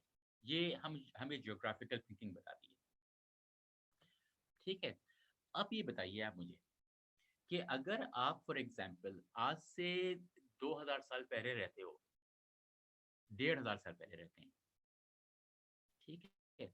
तो 1500 साल पहले अगर आप रहते हैं और अगर आपके कम्युनिटी में, ठीक है, एक फास्टिंग का त्योहार है, तो आप रेगिस्तान में उस त्योहार को रेगिस्तान की गर्मियों में रखेंगे? अगर आप खुद भी रेगिस्तान में रहते हो, अगर आप रेगिस्तान में रहते हो, रेगिस्तान की गर्मियों में आप सोचेंगे कि आप रोज़ा रख सकते हैं? आप सोच सकते हैं कि रोजे के बाद जब ईद होती है फॉर एग्जांपल, तो जब गर्मियां होती हैं, सख्त गर्मियां जून और जुलाई की, कि आप अपने पूरे काफिले को लेकर, यानी कि अपने पूरे कबीले को लेकर आप जाकर सफर करेंगे हज करने के लिए, हज करने के लिए जाएंगे आप 3 महीने बाद गर्मियों में, जुलाई अगस्त की गर्मियों में, सितंबर की गर्मियों में रेगिस्तान की, क्या आप अपने पूरे कबीले को लेकर काफिला बनाकर आप क्या हज करने जाएंगे? नहीं, क्योंकि इससे आपकी मौत आ सकती है। ये जियोग्राफिकल थिंकिंग है। यानी कि अगर आपको ट्रेडिंग करने के लिए, अगर आपको हज करने के लिए जाना होगा, तो वो मुनासिब मौसम होगा। अगर वो मुनासिब मौसम नहीं होगा रेगिस्तान में, तो आप ट्रैवल नहीं कर सकते रेगिस्तान में। ना आपके पास एयरकॉन है, ना गाड़ियां हैं। आप रेगिस्तान में जाके फंस जाएंगे, स्टॉर्म सैंड स्टॉर्म से खो जाएंगे और उसके बाद खत्म हो जाता है आपका। अब ये एक ज्योग्राफिकल कंडीशन है। अब ये बताइए, इस ज्योग्राफिकल कंडीशन के अंदर कोई भी कम्युनिटी क्यों करेगी ऐसा? जैसे कि गर्मियों में रोजा रखे या गर्मियों में हज करे, नहीं करेगी। हम क्यों करते हैं मगर? हमारे यहाँ ऐसे ही होता है ना आजकल। हमारे यहाँ तो हमारा कैलेंडर जो है, हम लोगों का, मुसलमानों का जो कैलेंडर जो है, वो तो हर साल बदलता है 10 दिन, है ना? कभी गर्मियों में रमजान, कभी गर्मियों में हज। ऐसे कैसे हो सकता है अगर आप रेगिस्तानों में रहते हो? तो कुछ ना कुछ तो है ना। अब मैं आपसे, अब ये एक क्वेश्चन है ना ये। अब मैं आप लोगों को ये भी कह चुका हूँ, बता चुका हूँ कि लिटरेसी के ऊपर बेस करने चीज़ें पे हमको मसला हो गया है। क्योंकि लिटरेसी में तो ये ट्रांसलेशन को इधर से उधर करके हमको बेवकूफ़ बना देते हैं। मगर अब ये सवाल पैदा होता है कि ये कैसे हो सकता है कि ऐसी कम्युनिटीज़ कैसे कर सकती हैं और कैसे सदियों सदियों रहती हों, गर्मियों में ऐसा करती हों? ऐसा तो नहीं हो सकता। जब आप इस ऑब्जर्वेशन को लेकर रिसर्च करने दोबारा जाएंगे, तो फिर आपको नज़र आना शुरू होंगी मुख्तलिफ चीज़ें। आपको मुख्तलिफ चीज़ों में ये नज़र आना शुरू होगा कि एक्चुअली इस अर्ली पीरियड ऑफ इस्लाम में और हुजूर सल्लल्लाहु अलैहि वसल्लम में के ज़माने में और उसके बाद 19वीं सदी तक, 19वीं सदी तक यानी आज 100 साल पहले तक, हमेशा जो है मुसलमानों का कैलेंडर जुड़ा होता था मौसमों से, टूटा हुआ नहीं होता था। हिजरी तो पहले भी थी और अभी भी है। हिजरी तो काउंटिंग का स्टार्ट है। वाकई कैलेंडर जो है उसकी ताल्लुक हिजरत से नहीं है, उसका ताल्लुक है इंटरनल ऑर्गेनाइजेशन, मौसम की जोड़ से। तो हुजूर सल्लल्लाहु अलैहि वसल्लम के ज़माने में भी वो कैलेंडर इस्तेमाल नहीं होता जो अब हम लोग इस्तेमाल करते हैं। जो आज हम इस्तेमाल करते हैं कैलेंडर, वो हुजूर सल्लल्लाहु अलैहि वसल्लम की पैदाइश से 200-300 साल पहले रद्द कर दिया गया था, छोड़ दिया था लोगों ने, क्योंकि उसकी कोई कंसिस्टेंसी नहीं थी। उसको मैनेज करना बहुत मुश्किल था, मुख्तलिफ कैलेंडर थे। उसके बाद 11वीं सदी में, 10वीं सदी में उमर ख़य्याम जो हमारे बड़े बुजुर्ग हैं, उमर ख़य्याम और उनके साथियों ने मिलकर एक नया कैलेंडर बनाया था। उसको कहते हैं शमसी कैलेंडर। शमसी कैलेंडर सारे मुसलमान इलाकों में इस्तेमाल किया जाता था। ये भी हिजरी कैलेंडर था, मगर ये हिजरी कैलेंडर शमसी बेसिस पे चलता था। और इस शमसी कैलेंडर जो उमर ख़य्याम और उनके साथियों ने बनाया था, अगर आप इसको रिसर्च कीजिएगा तो आपको ये इल्म होगा कि उसकी एक्यूरेसी जो है, ज़्यादा सोलर एक्यूरेसी ग्रेगोरियन कैलेंडर के मुकाबले में बेहतर है। वो क्यों? फॉर एग्जाम्पल ग्रेगोरियन कैलेंडर में तो हर 4 साल बाद लीप ईयर चाहिए। शमसी कैलेंडर जो है हमारा, उसमें नहीं चाहिए था। अब आप ये कहेंगे तो ये कैलेंडर इस्तेमाल होता है, बदला कैसे? ये अच्छा सवाल करेंगे आप मुझसे। अब आप नोट करिए, हमारे यहाँ भी अभी अभी कुछ इलाके हैं मुसलमानों के जहाँ ये शमसी कैलेंडर इस्तेमाल होता है एज ऑफिशियल कैलेंडर।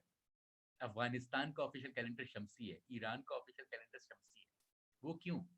क्योंकि वो शमसी कैलेंडर है जो कि जब ऑटोमन एम्पायर तोड़ा गया था, ऑटोमन एम्पायर को तोड़े हुए 100 साल ही हुए हैं ना अभी।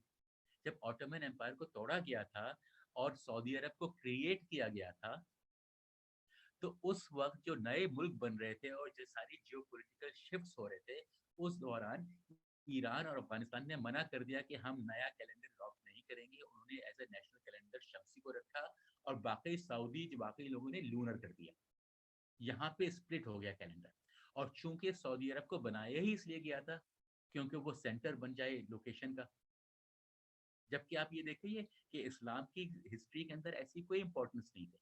अगर ऐसी होती तो पहले आप नोट करिए कि पहले हमारे 4 खलीफे में से तीसरे खलीफा चौथे खलीफा खुद ही नहीं रहते थे मक्का मदीना में, छोड़ के थे उस इलाके को, उधर से 1000 किलोमीटर नॉर्थ चले गए थे। अगर इंपॉर्टेंस लोकेशन की होती तो खलीफा खुद क्यों छोड़ देते। तो ये नोट करिए कि ये सारा कंस्ट्रक्शन ऑटोमन एम्पायर को तोड़ने के बाद बना हुआ। ऑटोमन एम्पायर टूटने के बाद सऊदी अरब के क्रिएशन के बाद ये सारी कॉलोनियल नॉलेजेस सारी क्रिएट हुई हैं। उसमें इन्होंने सारी की सारी हिस्ट्री रीराइट की हमारी, सब क्रिएटेड है, सब मैन्युफैक्चर्ड है और सबका सब मैन्युफैक्चर्ड लिटरेसी के बेस पे है। ना इसमें ऑब्जर्वेशनल अंडरस्टैंडिंग है, ना जियोग्राफिकल अंडरस्टैंडिंग। और अगर आप इसको देखेंगे तो आपको नजर आने लगेगा कहाँ चीजें खराब की गई स्ट्रेटेजिकली। जब आप लोगों का कैलेंडर से तोड़ दें, आप उनका सीजन से तोड़ दें तो दिमाग तो लोगों को मुश्किल होंगे।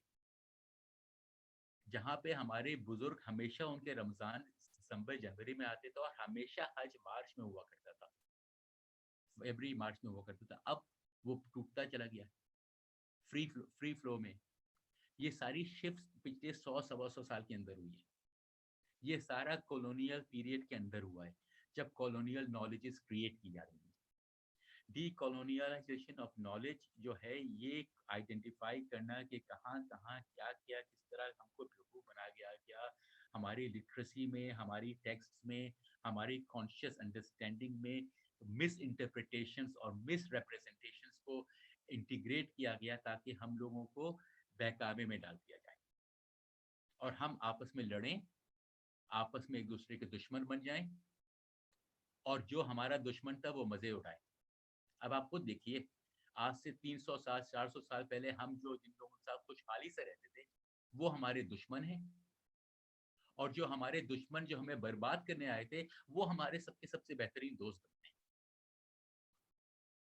तो जब हम ये कॉन्ट्रडिक्शंस को ऑब्जर्व करते हैं तो हमें नजर आता है कि ये नॉलेज क्रिएशन के अंदर कैसे डिवाइड एंड रूल के प्रिंसिपल्स को इन्होंने एम्बेड किया और इन डिवाइड एंड रूल को प्रिंसिपल्स को हमें आइडेंटिफाई करके फेंकने की जरूरत है, अलग करने की जरूरत है। तो इसको करेंगे कैसे? इसका बहुत आसान तरीका जो मेरे पास है, जो मैं कोशिश करता हूँ, जो मैं आपसे शेयर करूंगा, वो ये है कि थ्योरी की छुट्टी कर दें, छोड़ दें छुट्टी को। थोड़ी देर के लिए थ्योरी कुछ अलग करते हैं, जरूरत नहीं है हमको थ्योरी की। आप फोकस करें प्रैक्टिस पे, फोकस करें कि हमको जो काम करना है, हमें जो चीज़ें हासिल करना है, हमें जो अपनी कम्युनिटीज़ में चीज़ें बेहतर करना है, वो कैसे की जाएँ, उनको कैसे करें। उसके लिए जो भी हमको नॉलेज चाहिए वो हासिल कर लें। नॉलेज तो एग्जिस्ट करती है, नहीं एग्जिस्ट करती हो बना लें, कॉन्टेक्चुअली रेलिवेंट हो। इन सबको इस्तेमाल करके चीज़ें ऐसी बनाएं जिनसे हमारी लोगों में माहौल बेहतर हो, लोगों में चीज़ें बेहतर हो। ये क्लासिफिकेशन सिस्टम जो हमने उनसे इनहेरिट किए हुए हैं, ये तो हमको बर्बाद किए चले जा रहे हैं, हमको तोड़े चले जा रहे हैं। जबान के नाम पे आज आप 4 सूबे बना दें, कल और 4 जबानें बन जाएंगी, उनके नाम पे और बनाएंगे 10 जबानें, तोड़ते चले जाएंगे, लोगों को तोड़ते चले जाएंगे। आप खुद ही देखिए, आज से 200 साल पहले तो हमारे पास हिंदी उर्दू का भी नाम नहीं था और अब जो है सैकड़ों जबानों के नाम चले आ रहे हैं। कहाँ से आ रहे हैं? क्लासिफिकेशन कैटेगराइजेशन कहाँ से आ रही है, किसकी बेसिस पे आ रही है? जो चीज म्यूचुअली इंटेलिजिबल, यानी कि हिंदी उर्दू को ले लीजिए, म्यूचुअली इंटेलिजिबल, उसको आपने अलग अलग कर दिया राइटिंग सिस्टम के ऊपर बेस करके। राइटिंग सिस्टम तो विजुअल होता है, बोली होती नहीं है, बोली तो एक ही है। लिखाई पे तोड़ दिया और लिखाई दो तरह से करके अलग अलग कर दिया और उन डिविजन्स को हमने इंटीग्रेट कर लिया, उनकी कैटेगरीज को, उनकी सॉर्टिंग को। ये है नॉलेज इंट्रोडक्शन का कॉलोनाइजेशन। जब हमारी अपनी कैटेगरीज हम लोग भूल जाए, हमें समझ ही नहीं आए। हमारी बोली में आपके अपने अपने अपने इलाकों की थोड़ी सी डिफरेंट होगी, कोई मसला नहीं, मगर मेरी बोली में तो सिर्फ एक टेंस होता है, प्रेजेंट टेंस। वो क्यों? अगर मुझे कोई चीज पहले करना हो या बाद में करना हो तो मुझे बहुत सारा काम करना है। इसे ये मॉर्फोलॉजिकल चेंज नहीं है। आपको एग्जाम्पल इंग्लिश में भी देखिए, इंग्लिश में सिर्फ 2 टेंस होते हैं, प्रेजेंट टेंस और पास्ट टेंस, फ्यूचर टेंस नहीं होता इंग्लिश में। ठीक है, गो वेंट होता है, ईट एट होता है, कम केम होता है। मॉर्फोलॉजिकल चेंजेस हैं, साउंड चेंजेस हैं वर्ब के ऊपर, है ना। जब मुझे फ्यूचर कहना हो तो मैं कहूँ I will eat, I will come, आई मे कम। ये टेंस तो नहीं है, ये तो मोडालिटी है। इंग्लिश में तो टेंस होती नहीं है फ्यूचर, और उर्दू में अपनी मेरी बोली में कुछ भी नहीं है इस तरह का। मैं खा रहा हूँ, कल खा रहा था, कल खाऊंगा। आप नोट करिए कितनी चीजें चेंज करना पड़ती है, एक चीज तो चेंज नहीं करना पड़ती है, टेंस तो नहीं है। ठीक है, मैं एक फ्यूचर टाइम के बारे में बात कर रहा हूँ, लेकिन टेंस नहीं। टेंस और रेफरेंस टू टाइम दो मुख्तलिफ चीजें होती हैं। टेंस एनकोडेड होती है ग्रामर के अंदर, reference to time grammatically encoded नहीं होता। ये तो अलग से कर सकते हैं आप, एडवर्बियल लगा के कर सकते हैं, और तरीके से कर सकते हैं। तो ये देखिए अगेन, हम जब मुशाहिदा करें, जब हम ऑब्जर्वेशन करें, जब एविडेंस को लें अपने पास रखें, तो हमारे पास मुख्तलिफ अंडरस्टैंडिंग्स आने लगती हैं। किताबों में लिखी हुई चीज़ों पे ऑब्जर्व यकीन करने लेंगे तो हमको पता चलेगा पास्ट होता है, प्रेजेंट होता है, फ्यूचर होता है। इंग्लिश में भी होता है, उर्दू में भी होता है। मगर जब हम खुद सोचना शुरू करें और खुद अपनी बोली को देखें और खुद अंडरस्टैंड करना शुरू करें, अंग्रेजी को देखें, टेंस को देखें, खुद अपनी अकल लगाएं और खुद ऑब्जर्व करें, तो नजर आता है ये कैटेगरीज के लिए तो ऑब्जर्वेशनल डेटा एग्जिस्ट ही नहीं करता। जब एक कैटेगरी के लिए ऑब्जर्वेशनल डेटा एग्जिस्ट ही नहीं करता, तो ये कैटेगरी क्यों है, क्यों बनाई है? इसका डेटा ही नहीं है, इसको एविडेंस ही नहीं दे रहा है कोई मिलता आपको, तो क्यों बना दी है, किस बेसिस पे बनाई है? सिर्फ ये नहीं कि अंग्रेजी में बनाई है, हमारी जबानों पे भी बना दी। हमने भी सबने यही सीखा। आप आज पंजाबी की ग्रामर लिखेंगे तो पंजाबी भी ग्रामर भी पास्ट प्रेजेंट फ्यूचर लिखेंगे। आप गुवाहाटी की कोहिस्तानी की ग्रामर बनाएंगे, कोहिस्तानी में भी आप प्रेजेंट पास्ट फ्यूचर बनाएंगे। हर दुनिया की ग्रामर लिखनी है जबान की, हर किसी बनाएंगे। क्यों? क्योंकि ये कैटेगरीज अंग्रेजों ने हमको दी है, जबकि अंग्रेजी के अंदर ही खुद कैटेगरी एग्जिस्ट नहीं करती, अंग्रेजी के अंदर नहीं करती। अंग्रेजी में फ्यूचर टेंस नहीं है। ऑब्जर्वेशन लेके, ऑब्जर्वेशन में आपको नजर ही नहीं आता एविडेंस, मगर इनकी किताबों में है। और चूंकि हम ऑब्जर्वेशन से फारिग हैं और सिर्फ किताबों के गुलाम हैं और रेफरेंस बेस्ड थिंकिंग पे तो गुलाम है, तो हम इनकी गुलामी के रेफरेंस बेस्ड गुलामी पे हम मान लेते हैं और दूसरों को भी पढ़ाते चले जाते हैं। ये है कॉलोनाइजेशन, और इस कॉलोनाइजेशन के थ्रू हम तबाह हैं। क्यों बनाते हैं ये पास्ट टेंस और फ्यूचर टेंस? मैं आपको बताता हूँ। पास्ट टेंस बना के ये हिस्ट्रीज क्रिएट करते हैं और हिस्ट्रीज पे हमको लड़ा देते हैं। हर हिस्ट्री जो गोरे बनाते हैं वो लड़ाई की बनाते हैं, हर हिस्ट्री पे लड़ाई की बनाते हैं, और हर हिस्ट्री लड़ाई की बना के लड़ाते हैं लोगों को। ये इनका काम है हिस्ट्री से, ये हिस्ट्री है। फ्यूचर क्यों बनाते हैं? फ्यूचर तो एग्जिस्ट नहीं करता, इंग्लिश में भी एग्जिस्ट नहीं करता। क्यों बनाते हैं? मार्केटिंग, मार्केटिंग के लिए आपको फ्यूचर चाहिए। आपको चीजें बेचते हैं, हमें पता है कि कल का कोई भरोसा नहीं है, हमें पता है, हमें कल अगले लम्हे का भरोसा नहीं है, कल को तो बहुत दूर की बात है,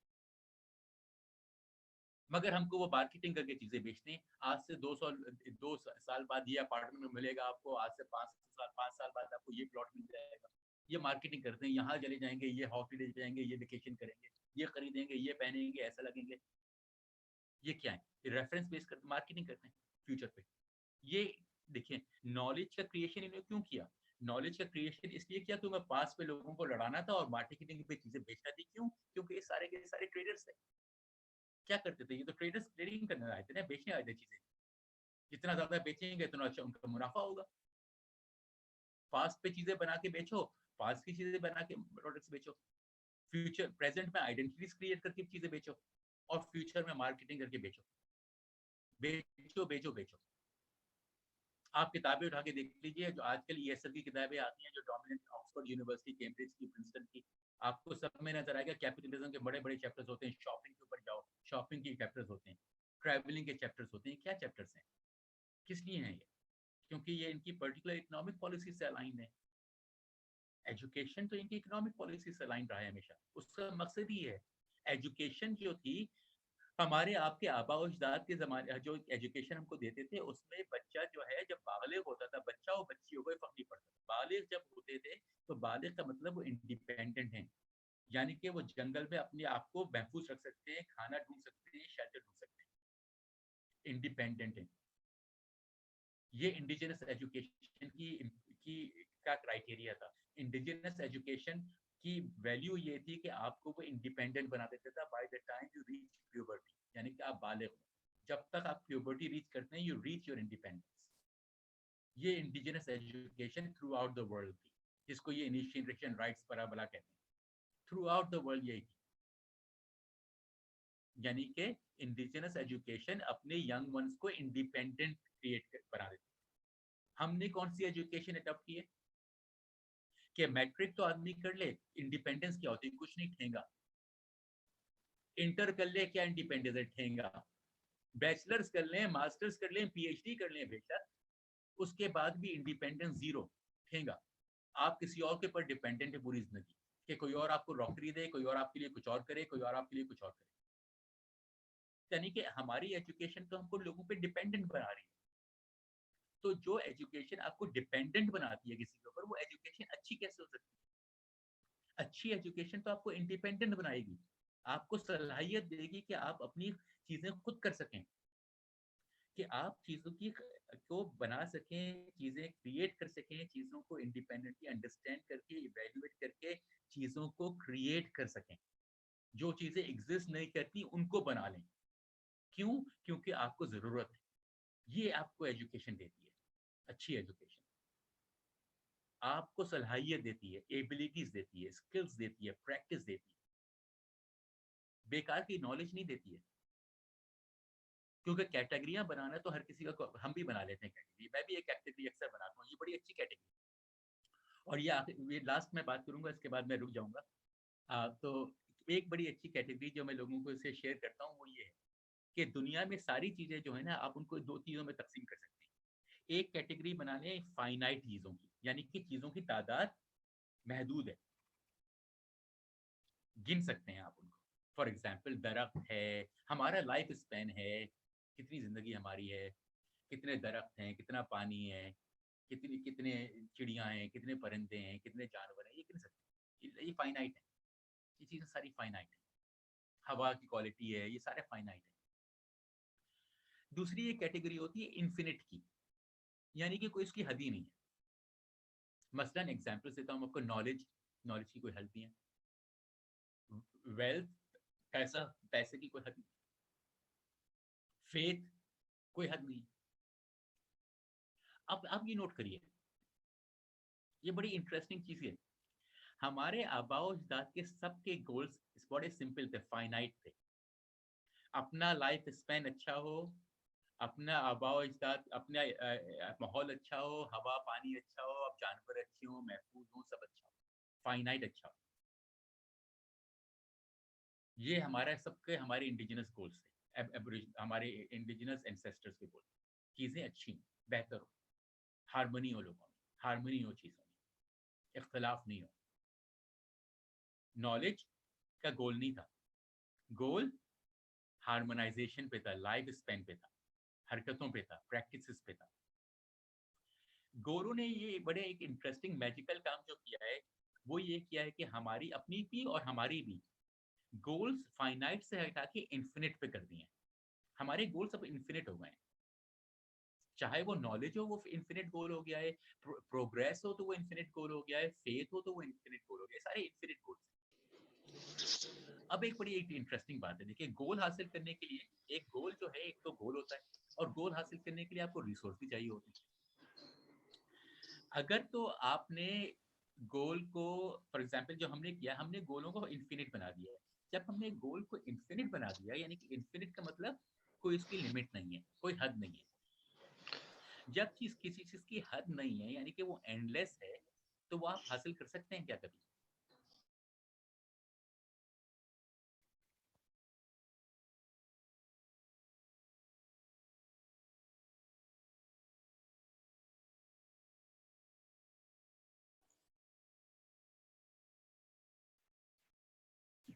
सॉरी सर, आप म्यूट हो गए मेरे ख्याल में। ओह सॉरी, अब सही हो गया? जी जी बिल्कुल। जी। तो मैं ये कह रहा था कि अगर आप, जो चीज इन्फिनिट है, जिस चीज की कोई हद ही नहीं है, अगर हम उसको अपना गोल बना लें, तो ये इतना अहमकाना बात नहीं है। क्योंकि इन्फिनिट चीज, जो एंडलेस चीज है, उसको तो हम हासिल कर ही नहीं सकते कभी, क्योंकि उसकी तो कोई हद ही नहीं है। आप जितना भी हासिल कर लो वो और है, कभी आप हासिल कर ही नहीं सकते, इन्फिनिट है वो, है ना? मगर किसी गोल को हासिल करने के लिए आपको रिसोर्स भी चाहिए ना। हम अपना लाइफ स्पैन इस्तेमाल करते हैं इसको हासिल करने के लिए। हम अपने चीज़ और चीज़ें इस्तेमाल करते हैं, हम मटेरियल चीज़ें इस्तेमाल करते हैं, हम फ्यूल इस्तेमाल करते हैं, हम दरख़्त काटते हैं, हम चीज़ों को जलाते हैं। फॉर एग्ज़ाम्पल आप देखिए, हमें मालूम करना है कि यूनिवर्स, स्टार्स के बारे में, गैलेक्सीज़ के बारे में। ये तो इन्फिनिट नॉलेज है। इसको हासिल करने के लिए एक-एक रॉकेट में भेजने के लिए, रॉकेट को भेजने के लिए हमें कितना फ्यूल ज़ाया करना है। वो फ्यूल कहाँ से आता है? वो मटेरियल फ्यूल है जिसको हम एनर्जी में कन्वर्ट कर देते हैं। जब मटेरियल एनर्जी में कन्वर्ट हो जाता है तो वो एनर्जी डिसिपेट हो जाती है, यानी कि मटेरियल खत्म हो जाता है। हम मटेरियल बर्न कर रहे हैं एक फास्ट रेट पे। मटेरियल एनर्जी में खत्म होकर खत्म हो जाता है। एनर्जी से वापस मटेरियल नहीं बन पाता। ये नहीं है इनके पास साइंस। क्लीन अप कोई टेक्नोलॉजी नहीं है, सिर्फ गंदा करने की टेक्नोलॉजीज़ है। खत्म कर दिया आप, ठीक है, सारा केमिकल आपने जला के कर दिया, एनर्जी में चली गई। एनर्जी से आपने सितारों के बारे में तो आप सीख ही नहीं सकते हमेशा तक, क्योंकि वो तो इन्फिनिट है। मगर इन्फिनिट हासिल करने के लिए जो फाइनाइट था आपने खत्म कर दिया। अपनी पूरी जिंदगी ज़ाय कर दी एक ऐसी इन्फिनिट गोल के लिए जो हासिल हो ही नहीं सकता। ये तो क्या बेवकूफ़ी बनाई है हमने अपने लिए। ये हमने यूनिवर्सिटीज़ में क्या किया है, नॉलेज गोल है, नॉलेज गोल है। नॉलेज कहाँ से क्यों गोल है भाई? नॉलेज तो इन्फिनिट है, नॉलेज किसी का गोल नहीं है। एक चीज़ जो इन्फिनिट है वो किसी की गोल नहीं होती है। वही है कि पैसे के पीछे भागो।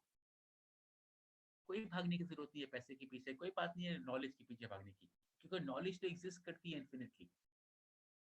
गोल बनाए फाइनाइट, मकासद हासिल करना है फाइनाइट। अपने लाइफ स्पैन को बेहतर करें, अपने लोगों की ज़िंदगी बेहतर करें, अपने माहौल को बेहतर करें। फॉर एग्ज़ाम्पल, कॉलोनाइज़ेशन को बढ़ाने के लिए एक बहुत बड़ी इंडस्ट्री जो थी वो शुगर इंडस्ट्री थी।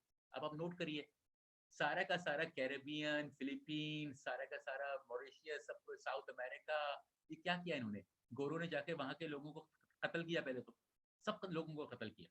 पूरे कैरेबियन में एक आदमी को नहीं छोड़ा उन्होंने, एक इंसान को नहीं छोड़ा, सबको कत्ल कर दिया कैरेबियन।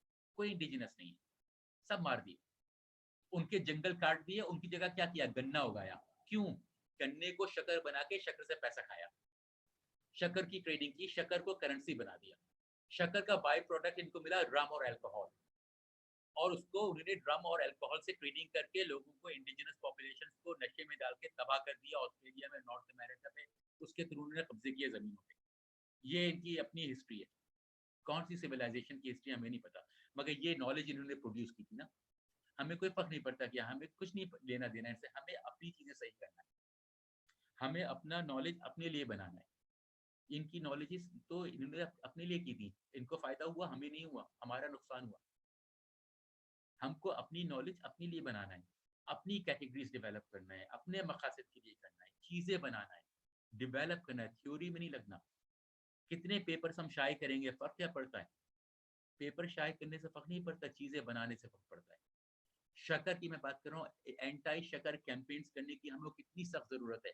मैं आप लोगों से कहूँ, मेरे अब्बू टाइप 2 डायबिटीज़, मेरी दादी टाइप 2 डायबिटीज़, मेरे मामू टाइप 2 डायबिटीज़, मेरे चचा, बड़े अब्बू, मेरे कज़िन्स, आपके घर पे भी होंगे। कितने डायबिटीज़ वाले हैं आपके घर में, जानते हैं आप जिनको? हम सब जानते हैं डायबिटीज़ वाले, हमारे ख़ानदान में भरे पड़े हैं डायबिटिक, हम खुद भी हो सकते हैं। अब बताइए डायबिटीज़ टाइप की 2 वजह क्या है? डायबिटीज़ टाइप 2 की एक बड़ी वजह चाइल्डहुड, बचपन में शक्कर खाना है। बचपन का शक्कर कंज़म्पशन। जितना आपने बचपन में शक्कर ज़्यादा खाया है, उतना ज़्यादा चांसेस है आपके टाइप 2 डायबिटीज़, बचपन में। और हमारे यहाँ हम देखते हैं कि माएँ बच्चे को दूध में शक्कर घोल के पिलाते हैं। पूरे वक़्त सोडा, पेप्सी पी रहे हैं, जूस पी रहे हैं, फ्रूट जूस पी रहे हैं। सब फ्री शुगर है और सब ज़हर है। शक्कर कॉलोनाइज़ेशन की इंडस्ट्री को फ्यूल किया शक्कर ने। ये हिस्ट्री है शक्कर की। शक्कर टाइप ए ड्रग है, कैटेगरी ए ड्रग है, हाइली एडिक्टिव, शॉर्ट टर्म और लॉन्ग टर्म फिजियोलॉजिकल और साइकोलॉजिकल डैमेज होता है उससे, मगर कोई कंट्रोल नहीं किया जाता, बल्कि वो और बेचते हैं हमको, और बेचते हैं। हमने भूल गए ओपियम वॉर्स को। ओपियम ठीक है, लोगों को और नशा कराती थी, शक्कर भी नशा कराती है। मुख्तलिफ किस्म की ड्रग है, हाईली एडिक्टिव, और उसकी वजह से टाइप 2 डायबिटीज़ होता है हमारी कम्युनिटीज़ में। ये शक्कर है। हम पैसा खर्च करते हैं शक्कर के लिए, फिर हम पैसा खर्च करते हैं शक्कर की दवा के लिए, डायबिटीज की दवा के लिए, डॉक्टर के लिए। और हर दवा जब पैसा खर्च करना होता है उसके लिए काम काम काम, यानी कि बीमारी हासिल करने के लिए भी पैसा खर्च करो और बीमारी को दूर करने के लिए भी पैसा खर्च करो। ये क्या अक्लमंदी है भाई? मगर यही लगे हुए हैं हम लोग, ये हमें फंसाया हुआ है मार्केटिंग ने और चीजों ने, पास्ट ने और प्रेजेंट ने और फ्यूचर टेंस ने। ये कैटेगरी से निकले हैं हम ऑब्जर्व करें हमारी माहौल में क्या हो रहा है, हमारे यहाँ कम्युनिटीज में क्या हो रहा है, हमको क्या करने की जरूरत है, हमको कैंपेन्स बनाने की जरूरत है। हम कैंपेन्स बनाएं, लोगों को एजुकेट करें, शक्कर के खिलाफ कैंपेन्स क्रिएट करें, खुद कम करें, बच्चों को कंट्रोल करें, कम्युनिटीज में कंट्रोल करें, तो कहीं जाके 30 साल में 40 साल में हमारे यहाँ कुछ हालात बेहतर होंगे हेल्थ वाइज। टाइप 2 डायबिटीज कम होना शुरू होगा अगर अब से हमने काम किया तो। अगर नहीं करेंगे हम काम तो टाइप 2 डायबिटीज बढ़ती चली जाएगी। वो नजर आ रहा है, हो रहा है, वही ट्रैक चलता रहेगा। हमको वो रोकना है, हमको चीजें जो खराब हो रही हैं उनको आइडेंटिफाई करके रोकना है, हमको वो कैंपेन्स क्रिएट करना है। हमारा एजुकेशन का पर्पस चीजों को बेहतर करना है, चीजें बनाना है। चीजें बनाएंगे, चीजें बेहतर करेंगे, उससे दूसरे लोग सीखेंगे। हमने एक जगह कुछ बेहतर किया, फिर उधर से कुछ सीखा, कहीं और बेहतर किया, किसी और ने सीखा, कुछ और हुआ, आहिस्ता आहिस्ता चीजें बेहतर होती हैं। उसके लिए चीजों को बेहतर करने के लिए काम करने की जरूरत है, एक्शन लेने की जरूरत है, चीजें क्रिएट करने की जरूरत है, चीजें बनाने की जरूरत है, सिर्फ बातें करने की नहीं है जरूरत। बातें तो करते रहते हैं, काम, एक्शन, एक्टिविटीज, रिसोर्सेज क्रिएट करें, मटेरियल क्रिएट करें, जो चीजें एग्जिस्ट नहीं करती वो क्रिएट करें, वो चीजें क्रिएट करें जो कि हमें चाहिए, जिससे हमारे लोगों में खुशहाली आए, जिससे बीमारियां दूर हों, जिससे इकोनॉमिक स्टेबिलिटी क्रिएट हो। लोगों में ये अंडरस्टैंडिंग क्रिएट करने की जरूरत है। ये हमको वेस्टर्न कैटेगराइजेशन और नॉलेज क्रिएशन से नहीं आएंगी, ये हमको अपने काम से आएंगी, अपनी कैटेगराइजेशंस अपने हवाले से, अपने कॉन्टेक्स्ट से डेवलप करने की जरूरत है। Anyway, thank you. मैं खासा बोल दिया, मैं I'll be quiet for a while। चलिए आप लोग, I'll be happy to listen to your questions। Thank you so much sir, बहुत बहुत शुक्रिया आपका। Very very much what we expected, बहुत ज़्यादा इंटेलेक्चुअली स्टिमुलेटिंग डिस्कशन, और मतलब definitely I think we thoroughly enjoyed as well and challenged at the same time, जो कि किसी भी अच्छी गुफ्तगू के लिए it's a valid I think starting point. तो अब हम now we are opening for questions. तो बस आप या तो आप कैमरा ऑन करके फिजिकली आप हाथ खड़ा करें, या फिर जूम पे भी ऑप्शन है, रिएक्शन में जाके आप रेस हैंड का ऑप्शन चूज कर सकते हैं। तो मेरे ख्याल में ज़हूर हक दानिश साहब से शुरुआत करते हैं। जी ज़हूर साहब। थैंक यू सर, ये बहुत स्टिमुलेटिंग सेशन था। एक क्वेश्चन मुझे बहुत ज्यादा डीपली ट्रिगर कर रहा है सर, कि ये जो कॉलोनियल नॉलेज स्ट्रक्चर की आपने जो बात की, इसमें जो कंसेप्चुअल मेटाफोर्स इस नॉलेज स्ट्रक्चर के अंदर, उनको हमने इतना इंटरनलाइज किया हुआ है कि वो नॉर्मल बन चुके हैं। जिस तरह मसलन हम कहते हैं कि नॉलेज पावर, नॉलेज को पावर के साथ एसोसिएट के, या टाइम इज मनी, लाइफ वगैरह वगैरह, जो कंसेप्चुअल मेटाफोर्स। तो मेरा एक क्वेश्चन ये कि सर एकेडमिया के अंदर किस तरह के हम कंसोलिडेटेड एफर्ट ऐसे कर सकते हैं, इन चीज़ों को हम डिकंस्ट्रक्ट कर ले, और जो इंडिजिनस प्रैक्टिस बेस्ड जो नॉलेज है, उसको हम किस तरह रिकंस्ट्रक्ट करें, कंसोलिडेटेड एफर्ट्स हमारी किस तरह हो सकती है एकेडमिया के अंदर। Thank you. आप म्यूट हैं सर। इसका एक तरीका नहीं है, देखिए ना मैं इसका कोई आपको पर्टिकुलर तरीका कह सकता हूँ, ना मैं इस काबिल हूँ कि मैं दे सकूँ। ये सारी निहायत कॉन्टेक्चुअल बातें हैं। और ये चीज़ें कुछ तो हमको सिर्फ ट्रायल और एरर से ही सीखेंगे। हमें जब हम ये सोचते हैं कि फॉर एग्जांपल हमको गोल बनाना है कि हमको चीज़ें प्रोजेक्ट्स क्रिएट करना है, तो फॉर एग्जांपल चलें हम किसी स्कूल के लेवल की बात कर लेते हैं, चले हम फॉर एग्जांपल मैट्रिक की क्लास पढ़ा रहे हैं। तो मैट्रिक की क्लास में ऑब्वियसली जब बच्चे जो होते हैं वो 14-15 साल की उम्र के होते हैं, मैंने अंदाज़ा है। तो उनकी जो इंटरेस्ट्स होते हैं, जो उनके ख़्यालात होते हैं, उसके लिहाज से उनकी जो एक्टिविटीज़ होती हैं, उनके लिहाज से हमको सोचकर इनको एंगेज करना पड़ेगा। तो फॉर एग्ज़ाम्पल अगर हम एंटी शुगर कैंपेन क्रिएट करना चाहते हैं, तो पहला तो ये कि एंटी शुगर कैंपेन में हम क्या चीज़ें क्रिएट करवाएँगे। अब इसमें हम लोग फॉर एग्ज़ाम्पल पोस्टर्स, ठीक है, एनिमेशंस, डिज़ाइन्स, कार्टून्स, पोएट्री, एसेज़, हर तरह की चीज़ें हो सकती हैं। एक एक तो नहीं है मोडालिटी, हर तरह की चीज़ें हो सकती हैं। और अब इसके लिए जब हम बच्चों को तैयार करना शुरू करेंगे तो हम उनको एसेज़ देंगे, हम उनको डिफरेंट यूट्यूब या डिफरेंट चीज़ों के लिंक्स देंगे, हम उनको डिफरेंट रिसर्च पेपर्स या उनकी समरीज़ देंगे शुगर के इम्पैक्ट के बारे में। हम उनको डिफरेंट लिंक्स देंगे कि वो एक्सप्लोर करें कि शक्कर की रिलेशनशिप हेल्थ के क्या साथ क्या है। तो इसके थ्रू एक तो ये कि उनकी अपनी लिटरेसी और उनकी अपनी एजुकेशन डेवलप, अंडरस्टैंडिंग डेवलप होगी कि शक्कर की क्या रिलेशनशिप्स हैं। प्लस वो जब घर जाएँगे तो घर जाके सारी बातें करेंगे। अच्छा, अब ये देखिए कि इस पर्टिकुलर चीज़ के अंदर आपने साइंस को भी जोड़ लिया। साइंस तो है उसमें, बायोलॉजी भी है। चूँकि अब आप कैंपेन क्रिएट कर रहे हैं तो उसमें लैंग्वेज और मीडिया भी है, कल्चर भी है। सारी चीज़ें अब इसमें इंटीग्रेट हो गई हैं हमारी। अब हमारे पास ये नहीं रहा कि साइंस अलग है और मैथ अलग है और केमिस्ट्री अलग है, नहीं। ये सारी चीज़ों को इंटीग्रेट करके हम चल रहे हैं ना। बल्कि इसमें हमारे साइंस के टीचर्स, हमारे सारे लैंग्वेज टीचर्स, मुख्तलिफ टीचर्स मिलके काम कर सकते हैं। कि मैथ के टीचर लोगों को समझाए कि यानी कि डिफरेंट क्वांटिटीज में different calorie, for example calories क्या होती हैं, कैलोरी किसके कैलकुलेशंस किस तरह होते हैं, किस तरह अंडरस्टैंड करते हैं कि क्या इनटेक अप्रोप्रिएट है, क्या इनटेक अप्रोप्रिएट नहीं है। ठीक है, फॉर एग्जांपल कि बहुत सारे खानों पे अब लेबल्स नज़र आते हैं, फूड लेबल्स, मगर फूड लेबल कौन पढ़ सकता है और किसको समझ में आती है? हमारे यहाँ तो लोगों को समझ में आते ही नहीं। वो लिटरेसी लोगों को देना कि लोग पढ़ सकें, उनको समझ सकें कि ये लेबल्स हैं क्या, इनको लेबल्स को किस तरह इंटरप्रेट करना है, किस तरह समझना है। ये सारी लिटरेसी हमारे यहाँ नहीं है ना, और कोई नहीं देता, ये स्कूलों में नहीं पढ़ाई जाती। तो ये सारी चीज़ें हमको लोगों को देना है ताकि ये स्किल्स हैं, एबिलिटीज़ हैं। इसके थ्रू फिर आहिस्ता-आहिस्ता लोगों को दिखाना कि डिफरेंट चीज़ें क्या हैं। देखो यहाँ पे लोगों ने क्या कैंपेन क्रिएट की, यहाँ पे क्या क्रिएट किया, यहाँ पे कैसे क्रिएट किया। इसको थ्रू फिर आहिस्ता-आहिस्ता कि हम कैसे क्रिएट करते हैं। फिर खुद एक्सपेरिमेंट करें कि क्या क्रिएट करते हैं, कैसे क्रिएट करते हैं। उसके बाद आहिस्ता-आहिस्ता देखें, लोगों से शेयर करें, बातें करें, दिखाएँ, आपस में मिलें-जुलें, बात करें, दिखाएँ, मॉडल्स दिखें, एक्सचेंज करें, फीडबैक लें। उसके थ्रू रिवाइज़ करके हमारे आहिस्ता-आहिस्ता चीज़ें बेहतर होती हैं। अब अगर आपके एजुकेशनल मॉडल ऐसा हो जब हम बचपन से लोगों को स्कूल से बच्चों को इस तरह की चीज़ें बनाना सिखा रहा हूँ, आहिस्ता-आहिस्ता चीज़ें सीख रहा हूँ बनाना, तो जब तक वो मैट्रिक में आएँगे, इंटर में आएँगे, उनको काफ़ी चीज़ें बनाना आती होंगी। और जब तक वो उसके बाद बढ़ेंगे तो उनको चीज़ें बनाना आती हैं, ठीक है? जब आपको चीज़ें बनाना आती हैं ना, तो बाकी चीज़ें आप सीख सकते हैं।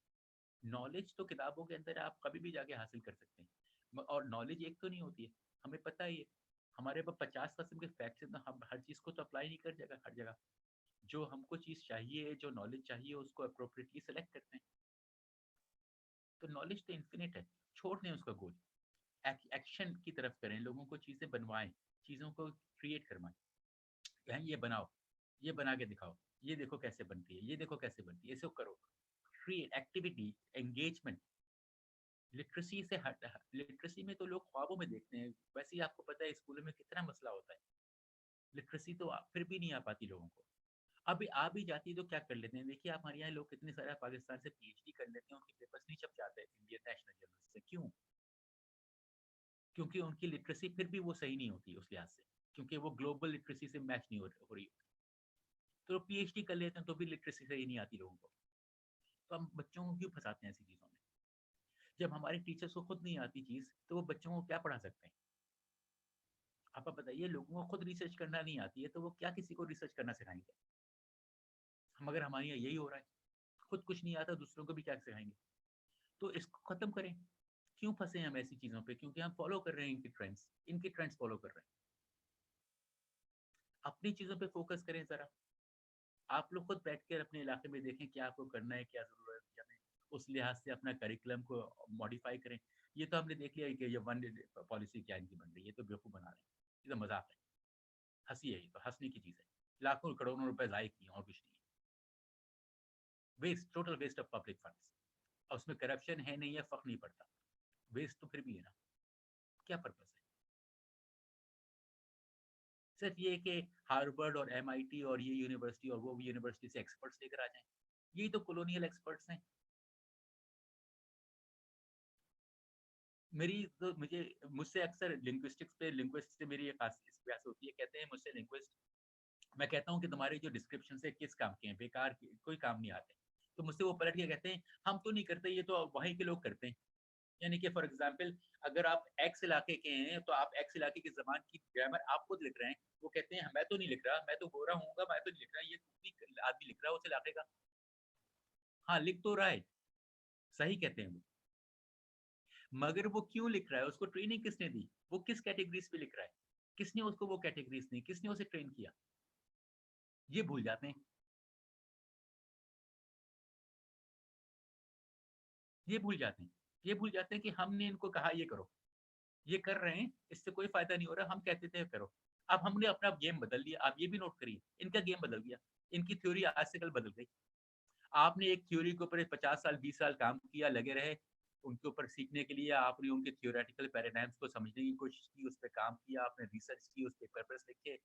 उसके बाद वो जो थ्योरेटिकल पैराडाइम जिसने बनाई थी, वो साहब ने उनका दिमाग बदला, उन्होंने कुछ और कर दिया अगले दिन। अब उनका पेपर जब बदल गया तो उनकी थ्योरी बदल गई, तो आपका सारा काम भी बदल गया। लो जी, आप दोबारा से शुरू हो जाओ, एक और थ्योरी के पीछे पड़ जाओ, 20 साल उस पर लगे रहो, फिर वो थ्योरी बदल देंगे, फिर आप लग जाओ।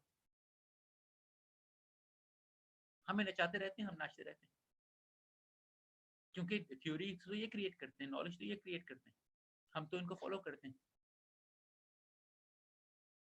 तो जब हम नॉलेज अपनी क्रिएट करना शुरू करेंगे तो आहिस्ता आहिस्ता चीज़ें स्टेबलाइज होंगी।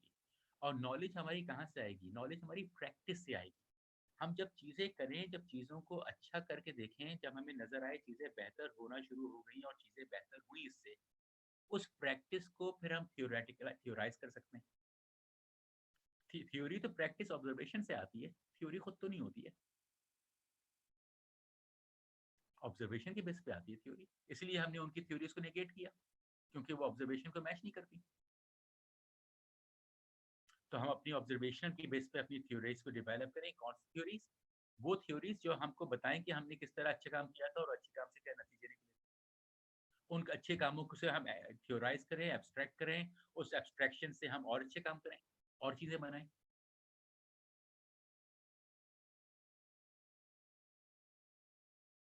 यानी कि ये बेसिकली एक किस्म का रेफॉर्मेशन की बात कर रहा हूँ मैं, रिफॉर्मेशन की।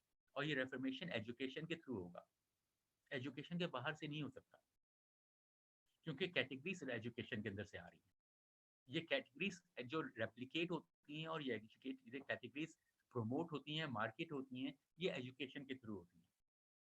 तो जब तक एजुकेटर्स डीकोलोनाइज नहीं होंगे, जब तक एजुकेशन में डीकोलोनाइजेशन नहीं होगा, नॉलेज स्ट्रक्चर्स डीकोलोनाइज नहीं होंगे, हमारे गोल्स डीकोलोनाइज नहीं होंगे, हम अपने आप को फाइनाइट की तरफ लेकर नहीं आएंगे, जब तक हम ये सारी चीजें नहीं कर पाएंगे, तो हम लोग इन्हीं के जाल में फंसे रहेंगे।